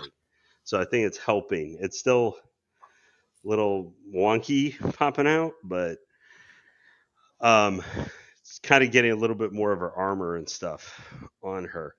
I forgot there was all this stuff, but since I as Gotham said, I'm approaching now the second wave of pain with we're getting to the chains again. Yeah. I can't wait.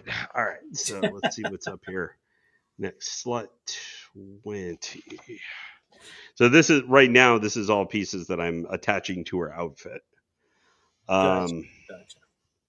Wait, did I skip something?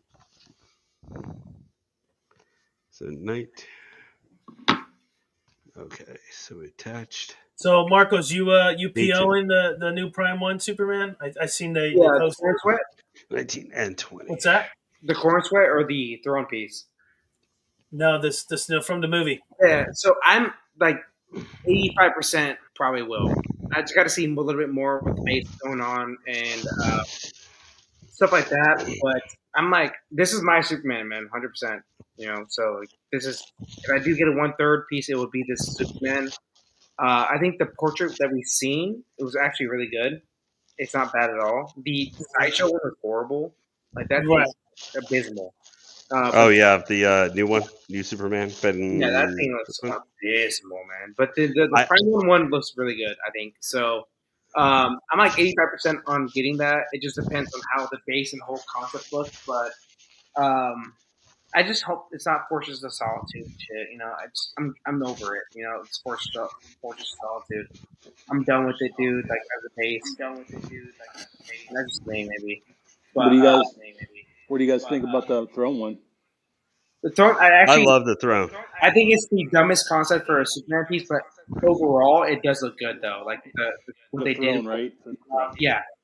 I think everything they did with it looks good. The portraits look decent. I don't like Agreed. the only portrait I like is the Hush. The other one, I don't know who the fuck Agreed. that is. Agreed. I think Yep. everything else on the piece looks decent, but I think the concept is a really good concept. But I think Superman on Throne is the most disgusting thing of all time. I'm It's hearing Marcos in stereo. yeah, there we go. I know it's a echo, but I think Superman on Throne is like Batman killing people with guns, so it's not good. But I think overall the statue quality wise looks really good. Lane, are those leather straps that go on her? Is that like from her suit? No, yeah, they're attaching, but they're like PVC or something. Okay. I'm so glad Prime One does PVC now, like thin pieces and everything. Like, You don't feel that the PVC takes away from the value? not a chance, dude. Like I rather have a piece like that has PVC than a lean. You know, like I've seen that Hush Batman have a Michael Jackson smooth criminal lean on pieces. I'm like, I will never want that in my piece because you can't sell it first off, and then you're kind of just stuck with it. You got to kind of try to figure it out. Give me a second, guys. Go ahead. You're talking about the OG Hush Batman, right? Yeah, where they provide you a pillar for the cape. Yeah, the blue. No. You're thinking about the one he's like kind of leaning, right? Yeah. Oh, go ahead, Lane. My bad. Well, no, I just wanted to show here for a second some of the. Let's see. Stick this back in there. Is there a lot of mixed media in this piece, Lane, or what? Just that is the primary thing. Okay. That is this on her body. But a lot of this is now obstructed, except if I have it out, it covers a lot of the hyena's tail, all that detail. Even though it's going to look a little, and I think if I have some of this kind of jammed behind some of the piece, it makes it less likely the cat is going to try and mess with it. Because it'll also be, I'm going to have probably push this like as far back next to the wall as I can so that can't get behind it. But I wanted to kind of see, because this would give you a better, I know it's not just to show off the butt, but a lot of the pieces I've been adding for the last 10 minutes or so were all here on the sides or on the back of the figure herself. So it allowed to kind of see what I've been adding, so you can see kind of what it looks like all together. So I really like, as we kind of sewed up here on this piece, and especially this piece, there's a lot of kind of wear damage and lines that are actually cut into the actual material and stuff, along with then the painting. I really like now seeing this kind of where this is covering up that kind of loose material and seeing it's more like kind of an armor outfit of her. That's taking care of a lot of my concern with how it was looking. But I really like these are the only things, because they are kind of a PVC thing, that feel a little flimsy and everything. I mean, they're locked in here really nicely and everything. And they did a nice job with the, like, kind of supposed to be these buttons here with the paint, so that they really match up with like along here and everything. So it feels like they're one piece. So there's not really any seam lines, anything like that with it. So far, as you can see, this is also show you, this is some stuff you guys really didn't get to see too much when I was attaching it earlier. But like this broken wheel, these pieces that I've attached to the base, these are sometimes, I'd be interested in you guys like to know, like this was an attached piece, this was an attached piece, this was an attached piece, this was an attached piece. Do you guys like where they've got a lot of these little extra pieces?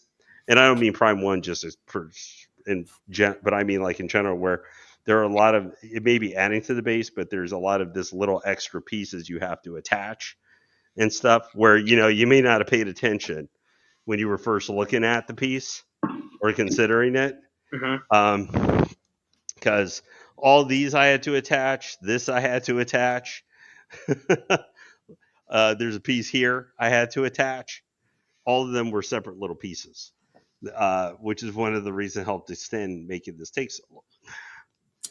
I feel that sometimes they add pieces that are unnecessary and you don't need. I talked about that on a lot of the Shugo pieces from the Batman that I unboxed, and it's like, why did we need to have all these extra pieces for no apparent reason?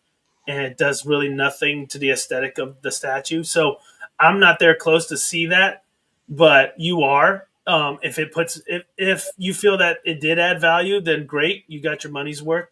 But sometimes they just add things, or they have to, they have to cut and key certain things. They just can't print it a certain way, and then you have a bunch of pieces that the factory had to do on purpose. Well, sometimes they do it obviously for like, some pieces are just like too delicate to have on a base, like stick on a base only, because it might break during shipping. So they kind of like make a little area for the box where it has that, like, kind of certain area. But yeah, I don't know. I think it overcomplicates stuff, obviously, unboxing wise.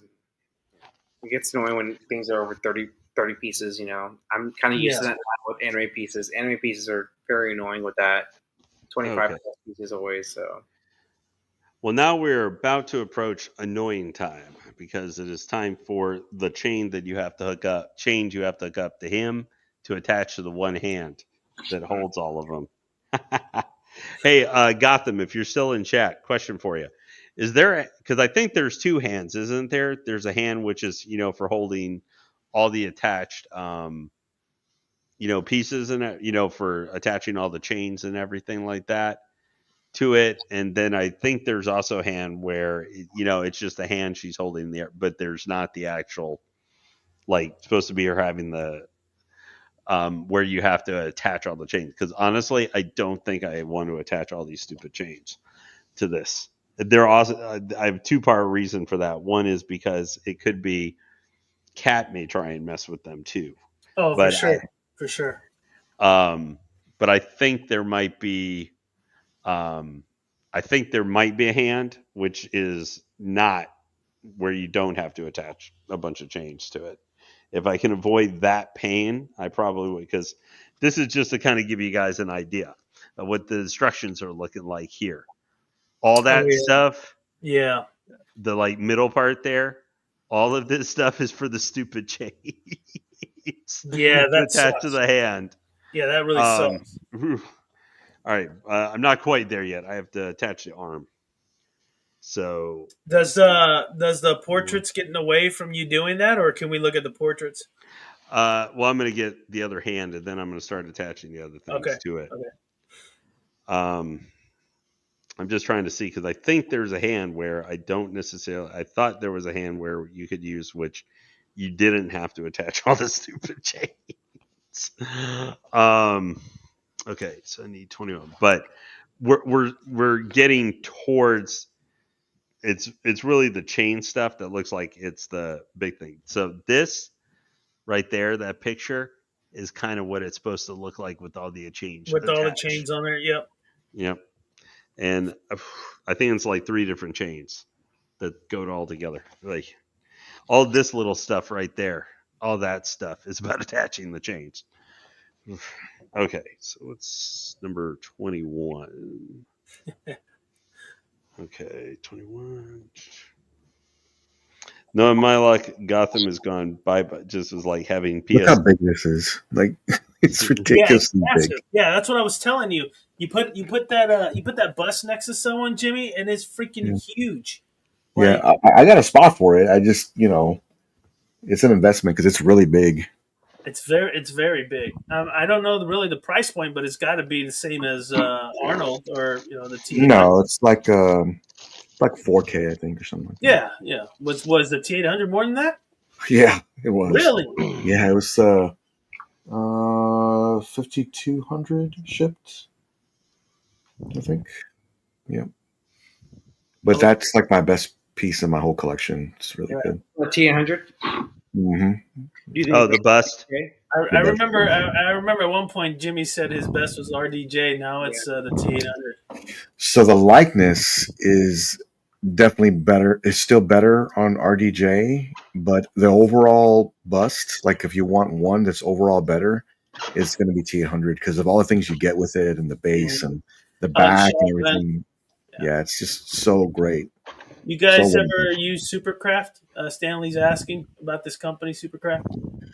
yes, they're a good company, and I know that they got some updates coming very very soon.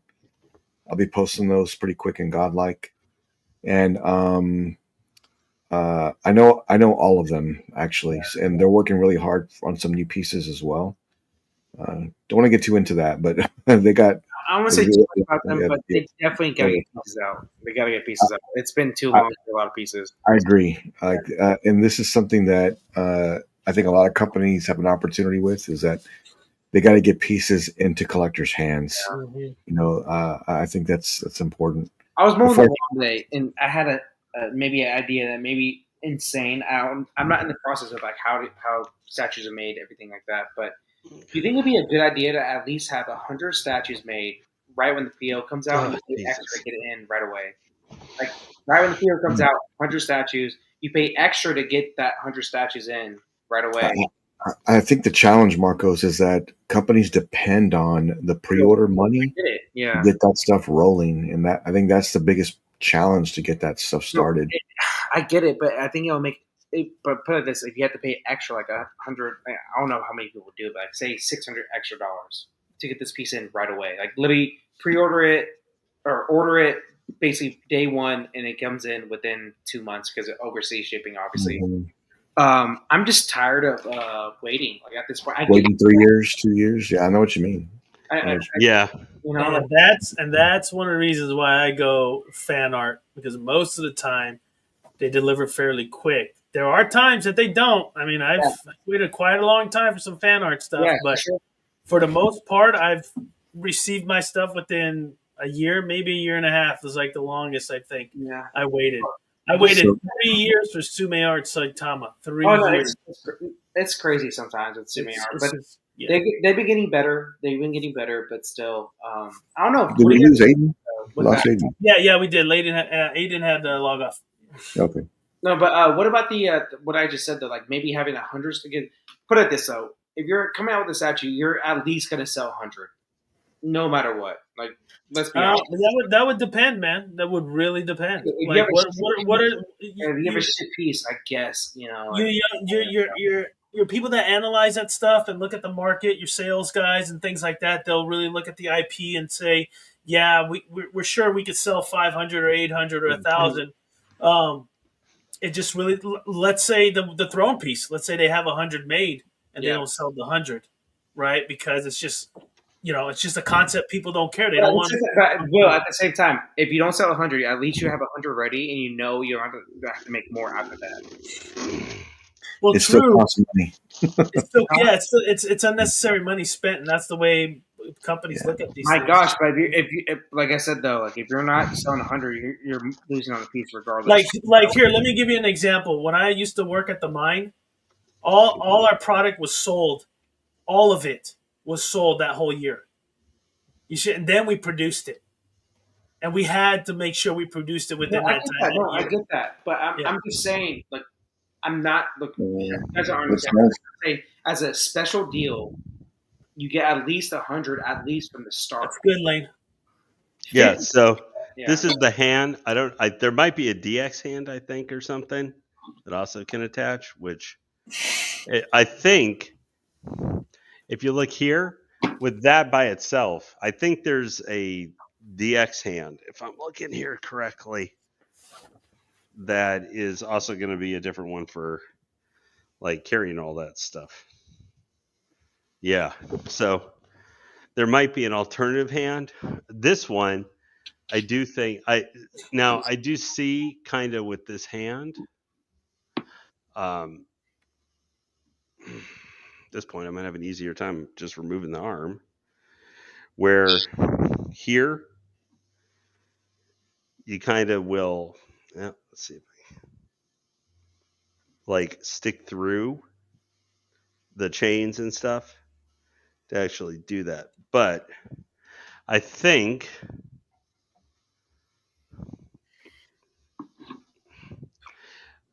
yeah, because I think you normally would put him through here and where it can attach. But I think you can get away with just using this hand, because the other one I think actually has like almost a leash thing that Right. she holds, where you can get away with that without having to. Because I don't know, I don't think I'm going to use all the stupid chains. Mm. All right, So, so I'm just taking a look here real quick. So Marco, same could be said, like based off that comment, is the extra paint, the cost of the paint. Like how many people actually ask Prime One to add more blood, or more this or more that to the paint, and spend the extra $500 to $10,000. Okay, but let me just say this real quick. Don't do 100 at least with the right from the start. Do 50. Would that be like, well? If you can't sell 50, my gosh, that piece is a losing piece regardless. Like regardless. So I'm just saying, like, if you can at least do 50 of like right from the start, you pay a little extra to get that first 50 within 2 months, right from pre-order, and then everything else after the 50 is like a normal shipping time scale. Which is fine for the 50 people that decide to pay extra, but what about the other 250 people that got to wait 3 years? No, I'm saying it makes an incentive to you to pre-order and maybe pay extra if you want it quicker. Yeah. Yet for this with this hobby, people do want pieces quick. Like Jimmy, let's be real. The endoskeleton, if it came out perfectly, like I know there's some issues you and Alan said there were, but it came out perfectly. Would you have paid $400, $600 more if you would have got it in within 2 months when they're coming out on pre-order? Maybe because I want to be able to review it quickly. I mean, that's a possibility. I think the challenge would be is that the way the company would look at it as a business standpoint, as to, we're gonna have 50 off the bat, so I've got to pay for the somebody to come in and sculpt this and get it together, and now I've got the render, which cost me an arm and a leg to get. Now I'm going to take this and get it to the factory. Now I've got to pay the factory to do 50 of these. All this out of the company's pocket versus it being money that's coming in for pre-orders. Yeah, we'll do it. So that's you have to think about is that, is it great for the first 50 people? Absolutely. It's great.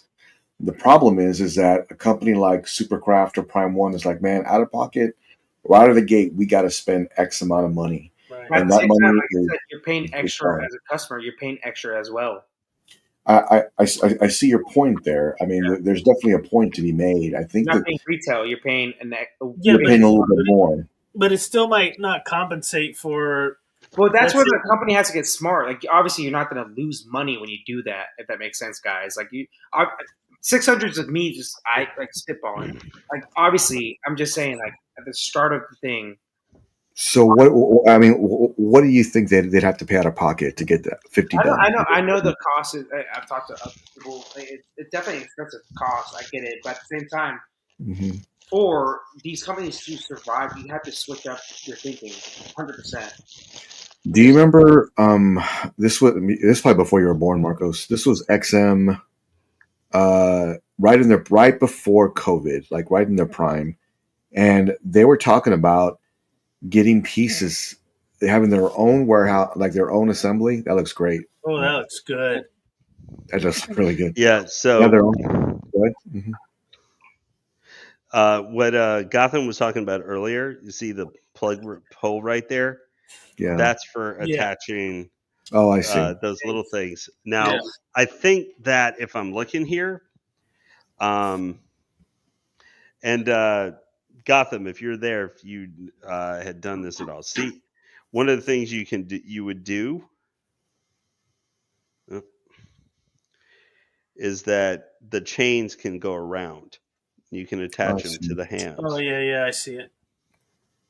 So I'm not sure if that helps with that or if it locks this hand in place. But I just very complex. I'm going to show you the. We're going to move. I'm going to leave the chains alone right now. Because honestly, I just don't think I'm going to use them. To be perfectly honest, it's like for Ivy. This leg, there was a plant attachment you would put around her, and I never used them, just ever. I was like, oh, those could break. Yeah, no, I'm good. So with this, I don't know. I'm looking at the string because I don't know if I want to attach them right this second, because I'm going to go through now and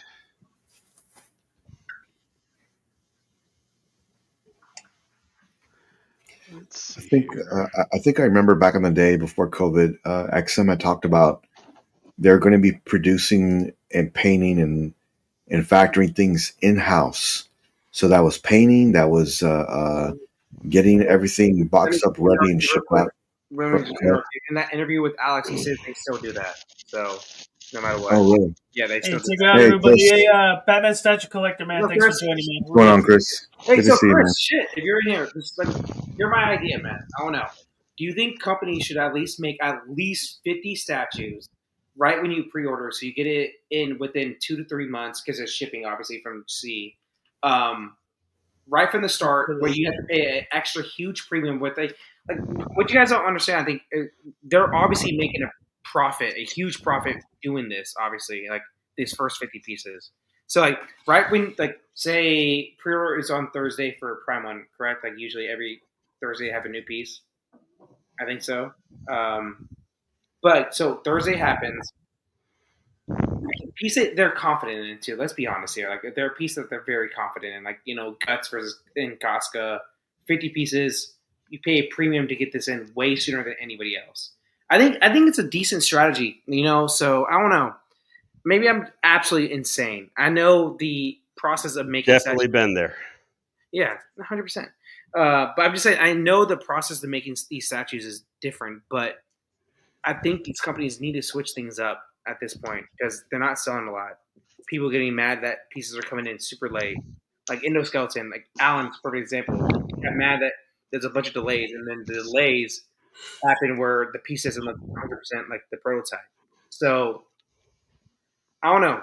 And Prime One's a great company, and that happened with it. Prime One piece, Endoskeleton, So I don't know. Yeah. I'm absolutely insane, but I think these companies just need to switch things up. And go ahead, Lane. Chris, since I know you put this piece together while on a stream, did you end up attaching all of the chains and everything to this Harley, or did you leave her without? Because I like your thing having you put this together. Would you be okay leaving it without all the chains attached to and just kind of where you'll have it with the weapon, all that stuff, and one of the head sculpts without the chains? I'm asking because I have a cat that can get up into this area, and I think it might mess with it more than anything. But this is the bat from hell she's using there. He said without Lane. He did the change later. Okay, gotcha. Yeah, well, I probably just won't do them because when I'm done with this, it's getting everything that's not used getting packed up into the box and going into the shipper box. So Lane, I did have a question about that bat. How's the blood effect on that? Is that better than the man bat blood? It's decent. Here, give me 1 second. I know you had it up close, but it's hard to tell. The light's kind of washing it.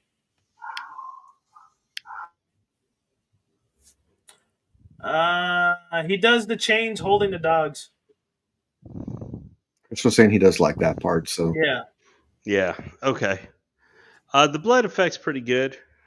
By the way, Chris, I love the new chairs you got set up. It was for members only, but I watched it today. I love the new chairs in the Batcave. It looks really good. Very classy. Looks good. Oh, now it's time for the supersized thing. And hey, Chris, with those little pins, do you put them in even if you don't attach the chains? I'm guessing to help hold the hand in place. All right. This thing is huge. Like, I have to back up here to hold this thing. Here, it's longer than me. And her hand is right here.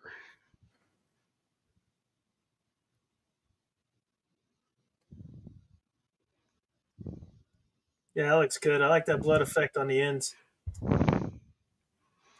Yeah, so let me attach this here. And then, oh boy.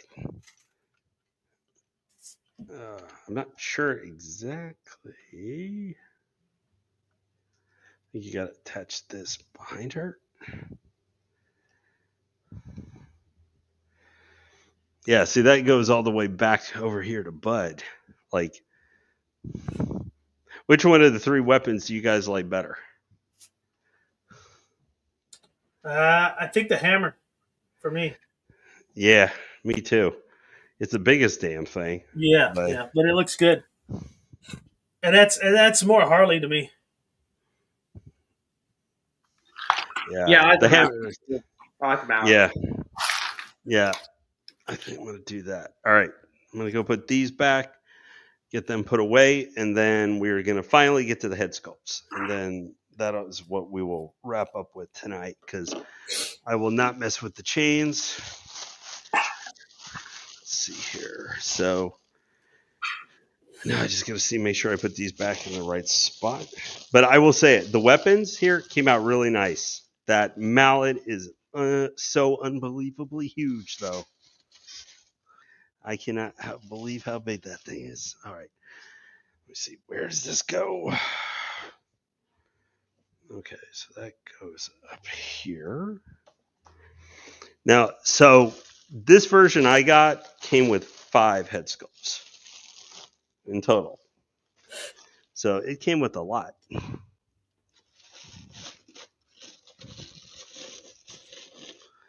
Okay, and then the cleaver.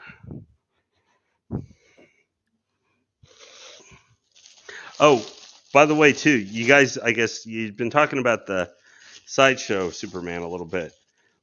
Did you like that they're including a crypto, like as a separate thing for about $150? Because that could go with. I don't think it's a bad idea to add crypto, especially with the movie. You're going to have a lot of fans, dog lovers in general, right? And if the movie produces as well as it does, I think it's a good idea. $150 for quarter scale crypto is not bad. Yeah, I mean, 9 inches tall.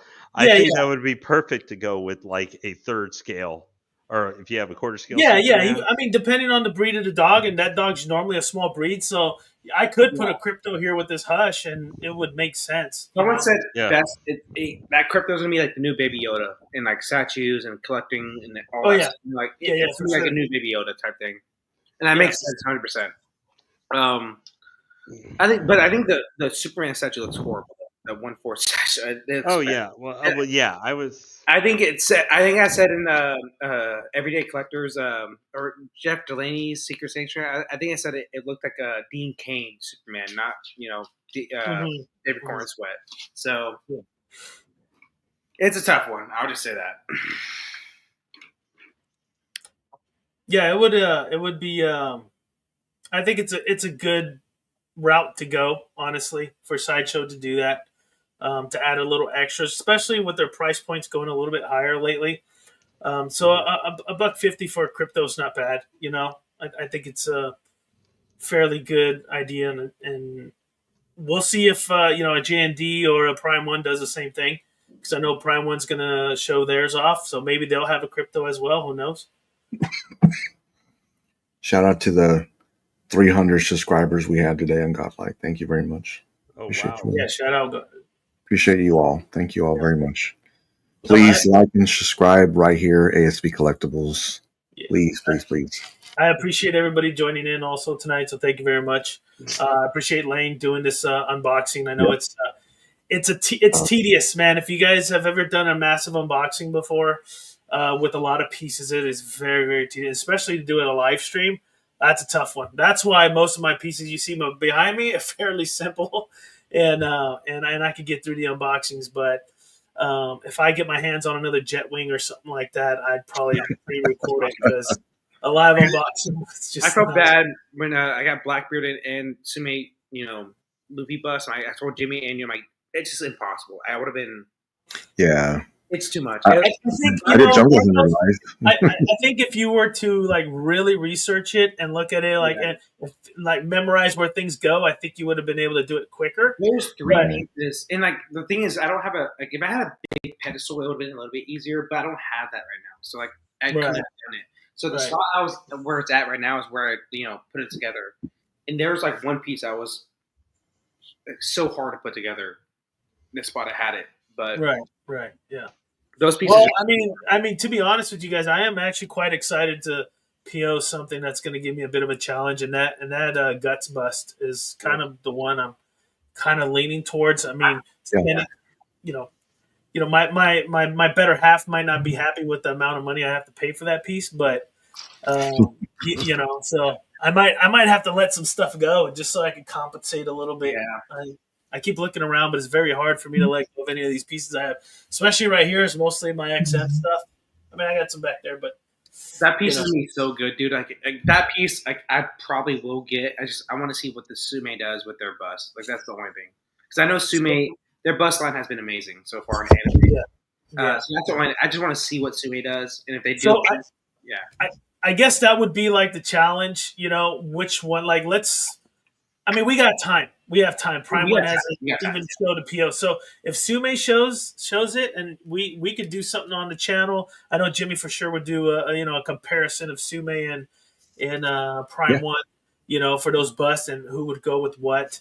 I feel personally when it comes to anime, Sume's at the top of the list right now. I don't feel like there's another licensed company that can really knock out the energy and the life from the anime within itself. And now they've been doing awesome with Berserk. Don't get me wrong; they've really been knocking that out of the park. So I'm very curious to see which two are the better. So we'll find out. And I'm also waiting on my Yamamoto. So I haven't got a Sume piece in years. So this one would be the next one. And from what I'm seeing from the prototype and the factory stuff, it looks mint. So we'll see. We'll see. How's it going there, Lane? I need to stick that in because that's actually for covering a hole. So I'm trying to see where to stick it in so that I was trying to see if on the edge of the arm here that there was like a hole I needed to aim for or something. And I think to answer your question, Stanley, like the problem with super complex, man, is very, very long. You know, super complex unboxing is super long, especially if you're like me and you don't review anybody else's videos and stuff like that. You just kind of go in blindly. Man, it can be very frustrating. That's what I do too usually, so it can be tough. But Marcos, you have disgustingly 20 POs, so hopefully we get some unboxings coming in here soon. So things that should be coming in relatively soon is the Sume Nami from Todd. He told me that it should be shipping soon. Infinity Studios Going Merry from One Piece as well. The ship should be shipping soon. And then I have the Gecko Moria from Jimmy Palace. Should be shipping soon too. So I have 3 pieces that will be here within a 2-month period. So yeah, we're doing some live unboxings on here, and obviously Godlike as well. So we'll just get things going from there. But yeah, I got too many pre-orders. I'm not pre-ordering. I say that, but it's disgusting. I don't know what I'm doing in my life. I hate this. Well, I mean, I figured you said you had 20 and you paid most of them off. Not 20. I don't have 20. I have 13, and like 4 or 5 of them are like already paid off, shipping included. So that's good. I like that. But still, like, there's about 7 of them I still have to pay at least shipping on. I'm like, oh gosh. Okay. Stan said Marcos is in tears. I'd be in tears too with 20 POs. And then the amount of shipping you'd have to pay for 20 POs. Brutal, dude. Brutal. Jesus. Especially that Dark Side on Throne. I hate you. That thing is going to be at least... Not you. I hate the commissioner, my bad. I hate the commissioner. He sucks. I hate him. Hey, I'm just here to instigate the sales, man. I get nothing from it. So I saw the box you did when you did the unboxing. Yeah. Hey, well, I measured that. It would literally take up a whole cube in here. Like it would literally take up a whole cube of the module case. Yeah. I was like, I don't know. And that's why I asked you. I was like, do you think your Dark Side that bust would fit in there by Queen? But it would. I was thinking if you put that bust and you, I don't know if you have or not, but if you PO that Dark Side on Throne and put it in front of it, it might cover pretty much half of that bust. Because I think it's 25 inches tall, if I remember correctly from my my review. it would not fit because the depth of both of them, it just would be too much. Yeah. Oh yeah, because the throne itself was 37 inches with the platform. Damn. In depth. Yeah. If it was in there by itself, it would actually fit because it's. Okay. I think the module space is 38 inches deep. 38. So, Oh man, you barely has any room in there for yeah. like barely. Yeah, so it would literally be up against the thing there. That piece needs to be a custom made shelving or garage shelf, something, or a pedestal, something. Well, I mean, even if you like my garage shelf, it's only 24s. The most depth I found was 24 inches depth. So I don't think even a garage shelf. I would have to probably bolt on like to put two together. You know what I mean? Did you see what Noah did? He actually builds. You know how it would literally hang off of the front of it or the back of it. Yeah. He builds these little bitty pedestals that he puts against it to where now it sits on top of that. Right. In the Right. back. It's really nice. I just never would have thought of that. I'm like, that's a good idea. I kind of thought of doing something here, like an added extra step on mine, so I can have 3 rows of quarter scale. Right. But then I thought, well, I got an empty space where I'm sitting right now, which I was thinking I'd put my dark side on throne under here, but his depth is so long, I don't think it'll fit. Like I don't know what I'm gonna do with that. I don't even know what I'm gonna do with the boxes. It's just so big. Yeah, those boxes are, man, what are they? 50 inches tall, both of them stacked on top of each other by 40 by 41 by something like that. They're huge. The boxes are huge. Wow. So I'm wondering if in the arm here they did not put like a hole that where these pieces could go in, because this is like pressing against, like there's a magnet pulling it, but it's not going in, like to hold it. So because if I see, because it goes in like that, right? But it'll lock in place like this, but you're supposed to attach it. See, like it. Oh, I see. So those pins on the side are pretty much a keeper to hold that arm up. Yeah.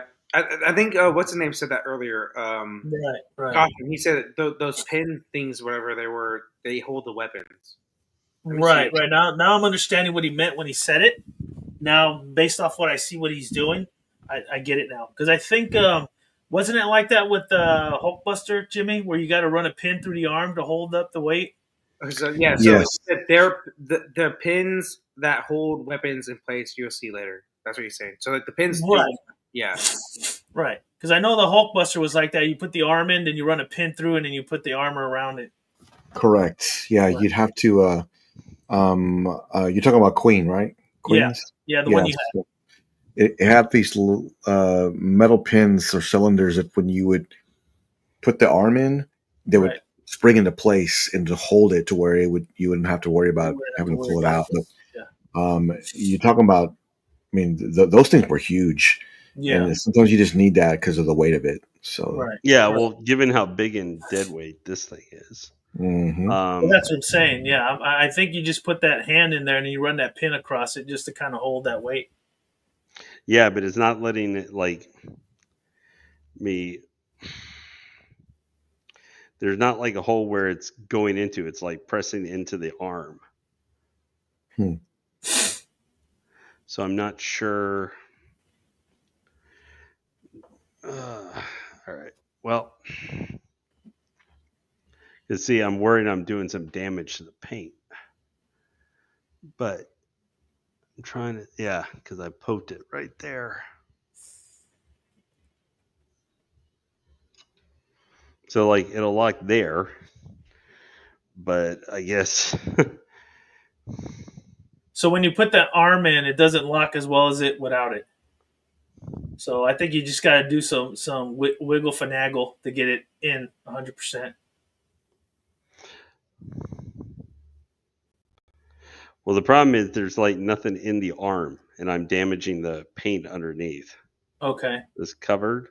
Right. There's supposed to be it's going there. Like there's a magnet thing pulling on it, but there's not an actual hole where one of these for even any of the items would actually poke into. Right. So anyway, I'm going to have to look at this later because there's a hole in this. I'm not sure what, because it just shows in the instruction sticking it in, but come back to that. Someone's playing some loud music. Okay. All right. That'll stay on there for the time being. So, all right.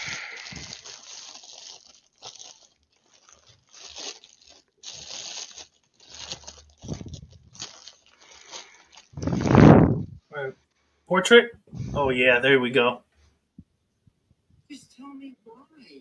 Oh, yeah, that looks good. Oh, her eyes look really good. The portraits, almost all of these portraits look amazing. Yeah, this is the first of the helmeted ones.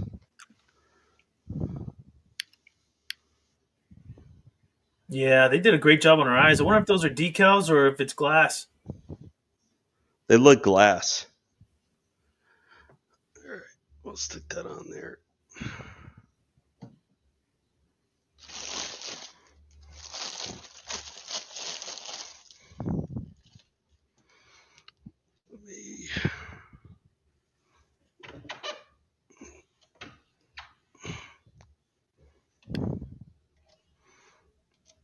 This one almost, I think, is kind of supposed to be like this, kind of at this kind of angle. Right. I think, yeah. I usually kind of angle it to the direction of the head. So if the head's kind of twisted from the body, I'll point the head directly. Yeah. Well, I think this helps centered what you were talking about. Yep, exactly. Yeah. So that way it's also the front skull. Sure. Yeah, exactly. Earlier. And that's why I mentioned, I wonder if it had to be churned a little bit more. Now you can kind of see her full body. It also, and it makes it a little bit thinner actually for space. Right. It does. Yeah. So now with her churned like that, are you able to push her back a little bit more now based off what you're worried with the cat? Or oh yeah. I mean, you don't have to worry about doing it now, but I'm just curious that. Yeah, no, I can make it so that there's no space. Okay, yeah. Okay, well, you're frozen again, just so you know. Again? Okay. Yeah. Are you on your phone?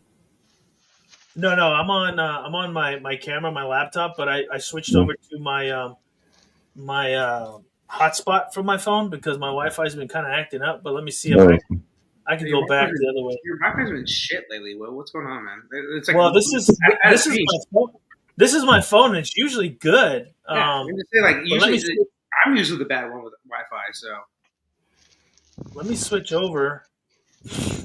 And Lane, this is like the basic portrait. Like this is like the normal portrait, right? This one.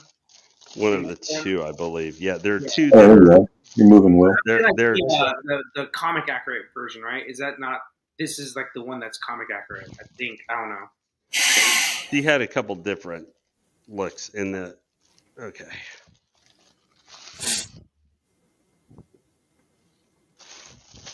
This will be not one of the because most of these are going to go away. I'm keeping one out, and then I'm going to have one on her and keep one for switch out. Okay, let's see here. This one. Okay, so this is one of the normal head sculpts. This is one of the, I think, this is one of the ones that's the one of the exclusives. Oh, that looks good. Oh yeah, that looks good.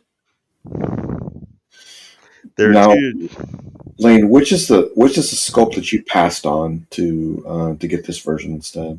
It was one with a big, kind of almost giant red mouth looking thing covering her entire head. Okay. Yeah, it's got like armor shield in the front, and the eyes are open, the mouth is open. Yeah, I like that one, Lane. I like that one better than the other one. Yeah, this one shows off So, this here. So, Ben Hizzle, thanks for joining. He says, I don't know the story of the metal comic, but could there be She a had Harley? nothing to do. She has nothing to do with it. She Yeah. was Well, it says she Harley was Who originally Laughs on versus cover. somebody. Is there anything like that? If so, I think it would be great companion piece, quarter scale Batman versus Batman Who Laughs. So Yeah. if there's a Harley villain, that's 1/3 would be good to go with this piece. He's asking pretty much. Well, I would probably say the King Batman Who Laughs is coming. The original Prime 1 Batman Who Laughs. They haven't made it, but there is a Poison Ivy Who Laughs too. Yeah. So I like this one better than the other one. There's another one of these. So Stanley says Lane doesn't like chains? Question marks. No, he likes whips. Okay, there we go. I guess so. Yeah, And, but I like that second portrait better. I like that second one. Jimmy, this is the portrait that Lane missed out on the deluxe bonus. This one right here. Okay. Yeah, which I don't think you need, honestly. When I was getting this piece, I'm like, I don't need this. I don't think it's that piece yet. So. Yeah, I mean, I usually go for the exclusive, but it's still cool. I mean, it's not. But if you're never going to use it, I mean, it's. Yeah. The only point is resale value. That's it. But yeah, there we go. That's very close to the one he's getting, or didn't get, I should say. Yeah, it's pretty similar. This is similar to this more standard one. They're not, I almost was just going to get the regular edition, but they sold out where I was going to get it, so I had to buy the deluxe because it came with an armored head sculpt like this, and also one of the regular ones, and where it only came with the cleaver, but I would have it still fits kind of for this version of her. It was in her original cover, but yeah, this is a pretty good one. So in this version, you still get what, 6 portraits? 5. Oh yeah, so missing one. Yeah. Yeah. So they you got a lot with her. Yeah. So here we have full thing here. I kind of, I don't know what you guys think here, but I think her like this, but without all the chain stuff and everything, actually works really well. It's like they're her loyal companions with her. I agree, because the way her hands position looks like she's snapping her fingers, like making them attack. Yeah. So I do agree having it like that. Sometimes it's less stuff. There's already a bunch there's already a bunch going on here. Right. I think with all the chains hanging in front and stuff, it might be a little too much. It would be hanging up here, and come up here also, and then it also hooks around and comes back over here, but you're not going to see it. yeah. So it's kind of, and that's what I talk about. Sometimes they put unnecessary stuff. Like there's and it takes away from actually having the chain here along the bottom, where that's actually a physical piece. Right. Too, I think. Right. So one thing I know we were talking about it too with the Superman on the throne is that she comes with enough of the bases here for all the head sculpts. Mm-hmm. Right. And the thing is, Fireman doesn't have to do any elaborate head sculpt thing, like a headstand thing. Just do something like this, a very basic little 1-inch thing, just to hold a head up. That's all you need. Right. Yeah, and even these still have coloration, everything on them. So I mean, you can always add some simple details to it, but it doesn't have to be an elaborate portrait stand. Like the Detective 1000 bust, those are kind of like a chest and everything. You don't need that. Well, those right there, they need to sell those separate, really cheap, like $50 a pop, so I can get a couple more for mine. Yeah. For me though, that looks similar to the other one. Are they both the same? Yeah, pretty much, except the eye coloration on the where she's got red on this one, she's got the black on the other. Okay. This I think was the one that came. I was the first one we looked at, and this one came with the regular edition. So I think you could. This is what I said. You could get the regular edition for it was $1,400, so it was not a bad price. Yeah. You didn't get any switch out weapons, but you had literally all the rest of this stuff. But Pretty what much. from what I'm seeing, this is what I like. I like that portrait with the way she's posing the hammer and the two hyenas. I mean, I wouldn't need anything else. I mean, but if you're looking at resale value, then deluxe is the way to go, even though you're not going to use most of the stuff on there. Yeah. I like her. Because I originally partially, because this was the bonus one, I like this one actually better having the matching blue and red with her. Right. This is definitely, I'm really liking this look. Okay, so we have one more head sculpt. I'm not even sure because I'm gonna have to put all this away, but I'm probably gonna do it tomorrow before I let the cat out. But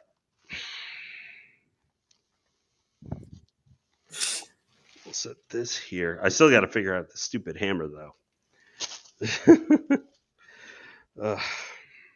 And the chains. Don't forget the chains. No, I'm not going to use the chains. Yeah. I'm not saying that. I'm saying forever you won't use the chains. No, you wouldn't need to. No, I think you got to figure it out, man. No, I love this look without the chains. Honestly, those hyenas are wild, man. They're wild. They got to have some chains on them. Yeah, but she's supposed to be who laughs. So she shouldn't have chains on them. They should go rip everybody apart. But metal chains. It's not like she has a dog collar. You know, it's a metal chain. This is my favorite portrait. Yeah. Yeah, that one's good. That's good. Yeah, but how does she see out of them? Exactly. Like, there's also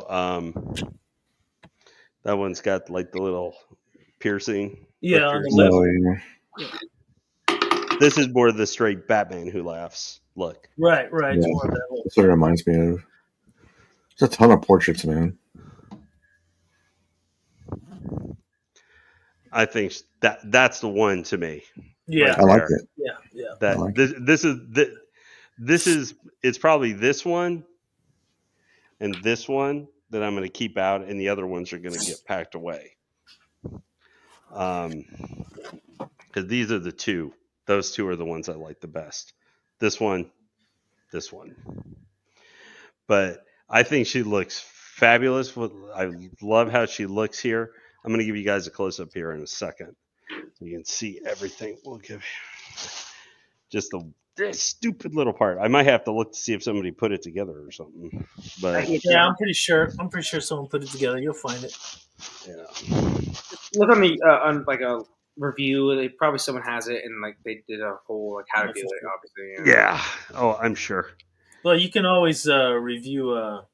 Well, you're frozen again, man. Jesus Christ. I love you touching your beard, man. But gosh, don't I look aesthetic like that? Hold on, let me switch. Super smart. Go ahead, Lane. My bad. Yeah, no, this fabulous piece with the extra head sculpts here and everything. Let me move this for a second. This here. This How's that? Here. You're back. Okay. Yeah, I switched over the internet, so hopefully this is a lot better. Yeah, actually. Oh, you know what's funny? I didn't notice this at the time, but if you look at the portraits, the bells are different on the side of her helmet. See where like they're like little balls with spikes on it with the ones with the helmet, while these ones are more just flat. Just flat bells. Yeah. That's funny. I literally didn't notice that till I just looked right then. Okay. Now here's we're gonna give thank you for your patience, guys, here in chat and in thing tonight. I know that it started off rocky because we had the there's like 20 minutes of like no movement. Yeah. As soon as Gotham explained how the attachment worked for the thing, I was able to you slide it and it like comes okay. Then I figured out really cool. Yeah, it took like 5 seconds to get it. Lane, this is really awesome. Can't believe Chris Batman Statue Collector selling it or sold it, man. He had it like $1,600, which is under retail. Wow, that's like really good deal. Yeah, it is. Yeah. I think he needed the money though, because he bought. He's Bought a Jimmy lot D? of David Finch art, other stuff. I'm And at, he's the J&D collector now because he's I know. got Bigger than the Jimmy. Catwoman coming. Yeah, well, yeah, Jimmy's a whole different case, man.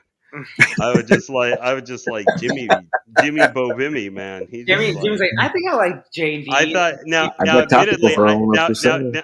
now in Jimmy's case though, Jimmy could probably throw the blame at me because he saw mine originally. Yep, that's true. Last year, and he was like, "Oh man, those are actually amazing looking." So that's really where I start. That's really, Elaine, where I started to tell myself, you know what, these are something very special. I really want one, and that's kind of how it started because I saw yours. And that Bane, that was kind of the trigger. I think. Well, the Bane was how just good cherry that on Bane top. looked. The Bane was cherry on top for Jimmy. It's like, I'm getting it no matter what. Man, look at how great this looks. Oh, look at the saliva. I didn't know they had that too with the. Yeah, that's why I want to do this, and also I've got a little bit of light on here. Fantastic. You can see like detail with the skulls. Was that a taco? What is that? Is that taco? No, it's like a drum. Yeah. Okay, like it looks like a taco on the side. Or taco. Whatever you want it to be. I was like, if Latinos in here, it could be a taco. Wow, this piece is very impressive. It's a good piece. It's really big. Yeah. This piece will go. I know it's just like common sense, but this goes great with the Batman Who Laughs. Like it matches. I couldn't believe how big Poison Ivy was when I walked in. I was like, she's really bigger. Big. Now, I will say, so you guys can kind of see together here for a second. So you can get kind of height comparison. Poison Ivy was about, I think the top there was about like 30 inches or so, 29.5. So Harley, they're kind of comparable, but as you can see there, they actually kind of pair pretty well together. They do. Yeah, they do. So, but these are big, but so basically the plan is there'll be one more at some point DC piece that will go, third scale will go here. And like, that'll be it kind of for here. It'll be 3 third scale pieces. More than likely, it will be King Batman Who Laughs, who someday over the rainbow will go on a spy. Like, he's kind of the one I'm thinking about doing. My boy Juan Ortega asked, are you going to get any of the other from this line? No other medals, just this. This was the only one I wanted. Okay. But this guys, okay, you can probably drop this one, Will, because I'm going to turn off this camera. Okay. But this 9.5 out of 10. Ooh. Whoa. Despite some of the annoyances and other stuff that. We lost you, Lane. No, he's still there. He just I can't hear him. Lane, are you talking? Can't hear you, Lane.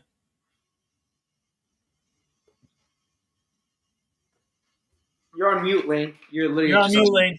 Mute.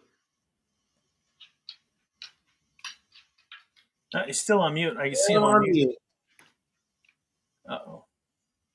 Technology. He's double checking. Alan and Lane. Hey, Alan's getting pretty good. He's working on it. I lost Lane. He'll come back. I could probably add camera 2. It still looks like camera 2's still there, but I lost camera 2. We'll see if he gets back on. He'll jump back on. That's a great piece. That's a great piece. So I think the Cyberpunk Harley Quinn's pretty good. Not something I would pick up, but it's a pretty decent piece. But since Lane jumped out, hey, let me ask you something, Jimmy. Did the StreamYard change something? Because things are looking different on my end. Yeah, it had an update recently, and everything's different right now. Yeah, sorry about that. No problem, Lane. Yeah, I mean, to rate it, Lane, based off what I can see, I know the paint's probably really good, but it's hard to tell with the camera and stuff. I'd give it about a 9. It's not like a IP I care for much, but I do love Harley. I do love the portrait and the way you have it right now with the hammer. It's probably the way I would go with it too, without the chains. I'd probably later on put the chains just to kind of give me a better visual, because after a while you start looking at these things, you start changing and you start liking certain things or not liking certain things. But I'd probably give her a 9 based off what I could see. Well, Yeah. for me, I'll give it a 9.2. The only reason it would have been a lot higher score. What's a 0.2 for? Just to be off. It's just an off number. I don't know. Score. It's a professional score. That's why. Yes, I'm with you. I'm learning, Marcos. Go ahead. I'm learning. I lost my train of thought, though, Jimmy. God. I'm sorry. Go ahead. Jimmy, breaker It of intelligence. was thought. the only issue I had with it was the engineering. There's a lot of complications with the engineering. Yeah. So it would have probably been a 9.6, 9.7, but it just 9.2-ish just due to the how hard it was to just, I saw Lane struggle the whole night with it. So almost every part of it outside of this, like the head sculpt. I would probably say this thing, while it was definitely a little bit heavier, other things to deal with, it was easier to figure out than all the like different. You guys might remember with the Hellbat, because there were like the two different armor switch outs and all that. Yeah, but like Lane, you got that done within an hour. With this piece, you're still struggling from the end. Well, yeah, I mean, this is the third scale with 4 different. The thing that slowed us down was the opening chain, and then I would much rather that they had just not done the chains at all, like not done those, and just had them like this. But like I said, the reason why I gave it a lower score is just because it was hard to put together. Yeah, I know why they gave it that, because it's supposed to mimic kind of the Robins with the chains for the original Batman Who Laughed, is why they did that. But I think that I can just look at the put together pictures and go, actually, I don't like that look that much, because I like it being it's blocking and cluttering a lot of what's going on with her. So, but yeah, what about you, Jimmy? So for me, I'm gonna give this one a 9 out of 10. I think that what's really cool is that you get Bud and Lou with this. So that's sweet that you get almost like 3 characters, right? So it's like a little dio. But there's something about, because I used to own the Batman Who Laughs from Prime 1, and I loved how the chains wrapped around everything.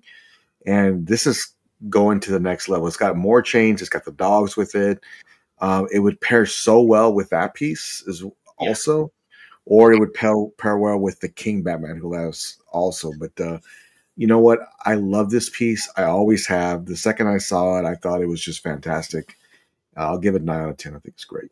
I think it's the best Harley still, 100%. Oh, for sure. That's my thing. Yeah. Like, the only issue with it's a lower score for me is just how hard it was.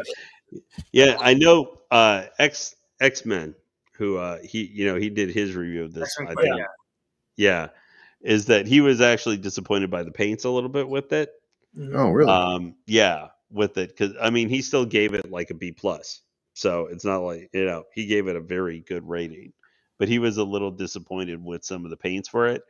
I'm gonna say I think the paints, maybe I guess a little bit for the hyenas, a little bit with some of the paints for their fur and stuff, I guess but to me that is offset by the detail in the paints they just nail. And maybe it's just their Prime 1 is better at armors and stuff like that, like they've been doing Berserk pieces and stuff for years. Right.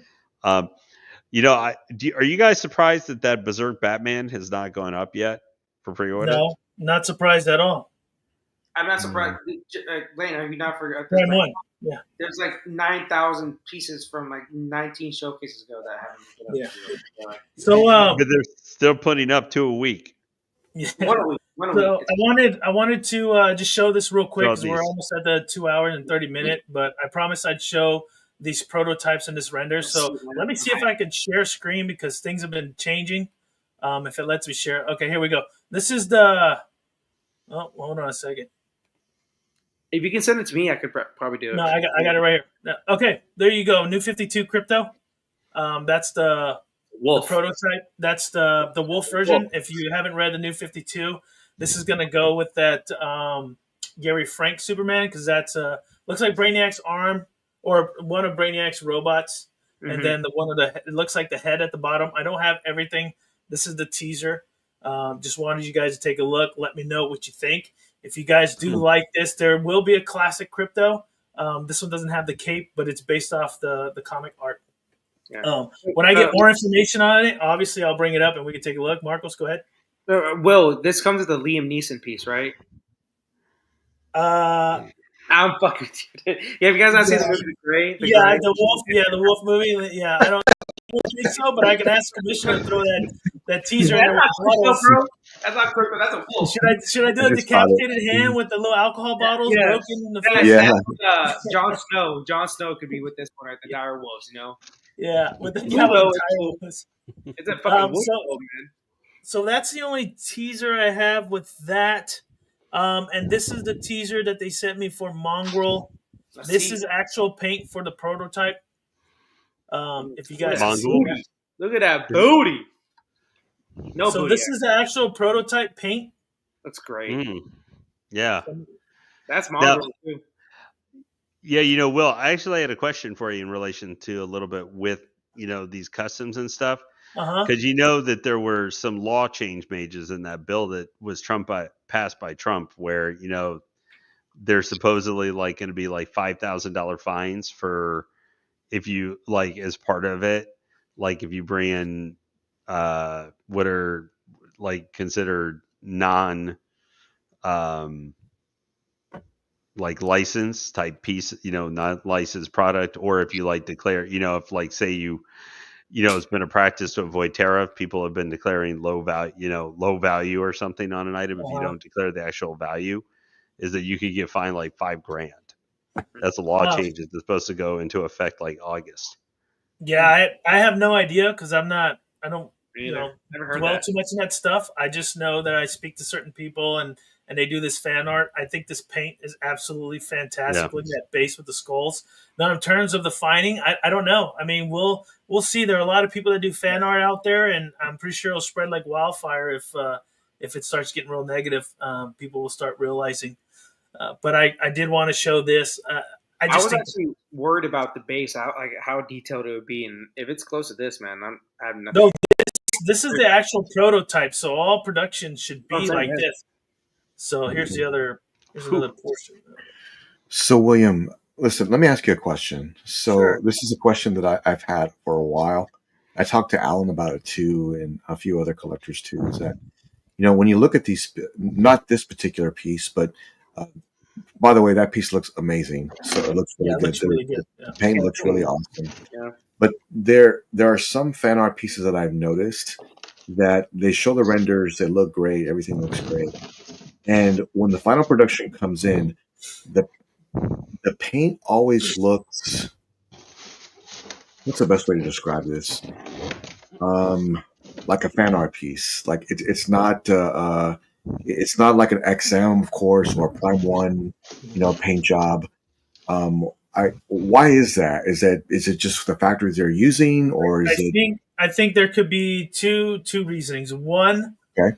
The commissioners aren't on top of the factories with the paint. Maybe they don't have the commissioners don't have like a paint director or somebody to make sure those are coming out. So let's say the factory shows everybody a prototype, and then the commissioner's like, I want to see one of the production paints. Let me see what that looks like. They don't normally. I don't believe they do that. I think they just they're going to follow exactly the prototype. It should be, and then next you got 20 pieces ready to ship, and they look like you're saying like a fan art, not like an XM or something. So it really depends on the commissioner, and then also the factories, which license companies have done this, is they'll start paint with one group, and then something happens with that group, they fire them and then send it to a different group, and they can't match. You know what I'm saying? Oh, wow. You know what I mean? So I didn't know that. painted Okay. by two different people, quote unquote, or factories. Okay. And I think that's why the paint could be off from the original prototype, because maybe the original group was able to mimic it, but the second group can only get 80% of it. So that's why sometimes you have that issues. I haven't had issues with the pieces I have with the fan art, because I got a few fan art pieces here, and what I saw in the proto and what I have in person, it's pretty much what it is. I haven't really picked up a piece where it's not what it is, but it has happened. I've seen it the execution is very poor, even though the prototype looked great. Yeah, I see what you're saying too, Jimmy, 100%. Like I love my Man Bat piece and Parasite, but there's a level of quality on the paint job that's a little bit different. Right. It kind of reminds me like a Tweeterhead piece, and that's Right. whatever you want to say about it. Basically what it is. It's like a Tweeterhead. And you know what? You can have the stigma of whatever you want with fan art and license and stuff. They all have the same problem if they're all using the same factory.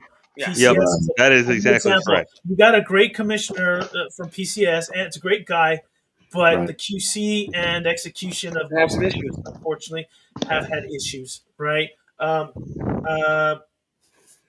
Tweeterhead, another great Yeah. example. Right? Well, I mean, even some, I mean, Hot Toys with some of their figures. There have been multiple different figures. Right. Part of the problem, I think, is what the factories are taking. It's Yeah. not just the company. I mean, you guys have heard me kind of say sometimes, man, Prime One is putting out too much stuff. Why don't they slow down a little bit till like either they catch up or Right. Now what I was told, like why it took me a little bit longer to get this piece was because the place that I originally got it from, Comic Concepts, was told that when they were supposed to get their pickup, I think it was supposed to be in February. Whenever they're supposed to have their pickup, there was some further QC that had to be on the deluxe and the deluxe bonus versions. Yeah. So I was like, oh, okay. Which I totally understandable, but it could be that the factories are taking too much work, too many projects. Yeah. and stuff I mean, like and that. think about it. The factories, they don't just do license; they do anything and everything. It's not Yeah. even statues; they do other stuff that they need to produce in China. It's not those factories don't just do statues; they do everything. Masks, fucking porcelain jars. I mean, they do everything. You know what I mean? So you kind of got to look at factories as a whole, and it's up to the license companies, up to the fan art guys, the commissioners to be on top of it. Because if you're not on top of it, and the factory's like, "Oh yeah, sure, don't worry about it," and then you just sit on your hands, your product's going to come not as great as you want it to, and then your fan base is going to drop. So you really got to be on top of that thing. And Michael Reyes said it himself. He said, "Don't get me started on PCS." He's like Lane with XM. He's not. He's got stuff with PCS, and he's very upset about that stuff. But in any case, that's kind of my little bit of rant there. But yeah, we're at the 2:35 mark, guys. I gotta get up at 4 a.m.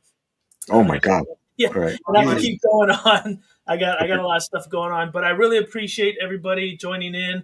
I know the Batman statue collector joined in. Chris, thank you very much for just jumping in for a few minutes there. Now, don't forget also, you were with us tonight. Make sure you comment on the video. How did you like? Did you guys like kind of a bigger piece like this? Seeing a third scale. Do you guys prefer maybe more like the fourth? A lot of the quarter scale that William's been doing, and just is there other content you'd like to see from William? Maybe over time, maybe over the next year or so. Sure. On top of this. The more opinions I get, the better. I want to make the stream as fun as possible, as enjoyable as possible. Yep. I don't, and I like to have more people join in on the chat, ask your questions. This is a free podcast. I don't really have things structured. I've said it a million times. So I appreciate all the feedback everybody gives me. 500 subscribers giveaway. I still want to do that. I mentioned it earlier. But in any case, I want to thank Marcos for joining us as always. Mr. Jimmy from Godlike, congratulations again on your 20,000 subscribers. Let's keep that up. If you haven't subscribed, I'm pretty sure you guys have if you're watching this. So thank you very much. Just shout out to Michael Reyes, Stanley, Juan Ortega, Battle Cats. Let me go through here. I always want to shout out the chat. I really appreciate everybody jumping in. April, Aiden was on with us too. Thank you, Aiden, for jumping on here with them. Gotham, thanks for joining as well and giving. Thank you for answering the questions too. Yeah, Gotham especially. He stopped us on. Helped save us from 30 minutes of me finally being like, I gotta go look at a video, guys, quick. And shout out to Mr. Alan Kiefer. He was on the show last week. He's probably upset he didn't get a really good look at Harley the way he wanted to, but I enjoy having him. If he was still there. Yeah, no. Well, he got some Mongol action. If he really, there you go. He did get some Mongol action. If you guys didn't check, go rewind and check out the Mongol action. Man. And also, I want to thank Mr. Legend Lane for doing this unboxing, first ever on my channel. Hey, I had a fantastic time. Anytime you guys give me the opportunity, Mr. Jimmy has allowed me to. You guys have been super nice with that. Make sure you catch tomorrow.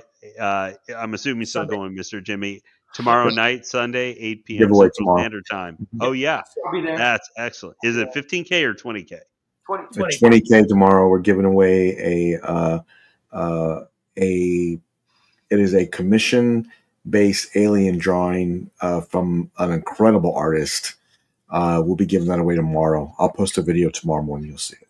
Cool. Give away tomorrow. So make sure you guys catch that tomorrow on God Life. And I know Jimmy will post it every. Yep. And one final thing, don't watch One Piece. And thank you very much for tuning in to ASV Collectibles. We will see you next time. Peace. We always want to see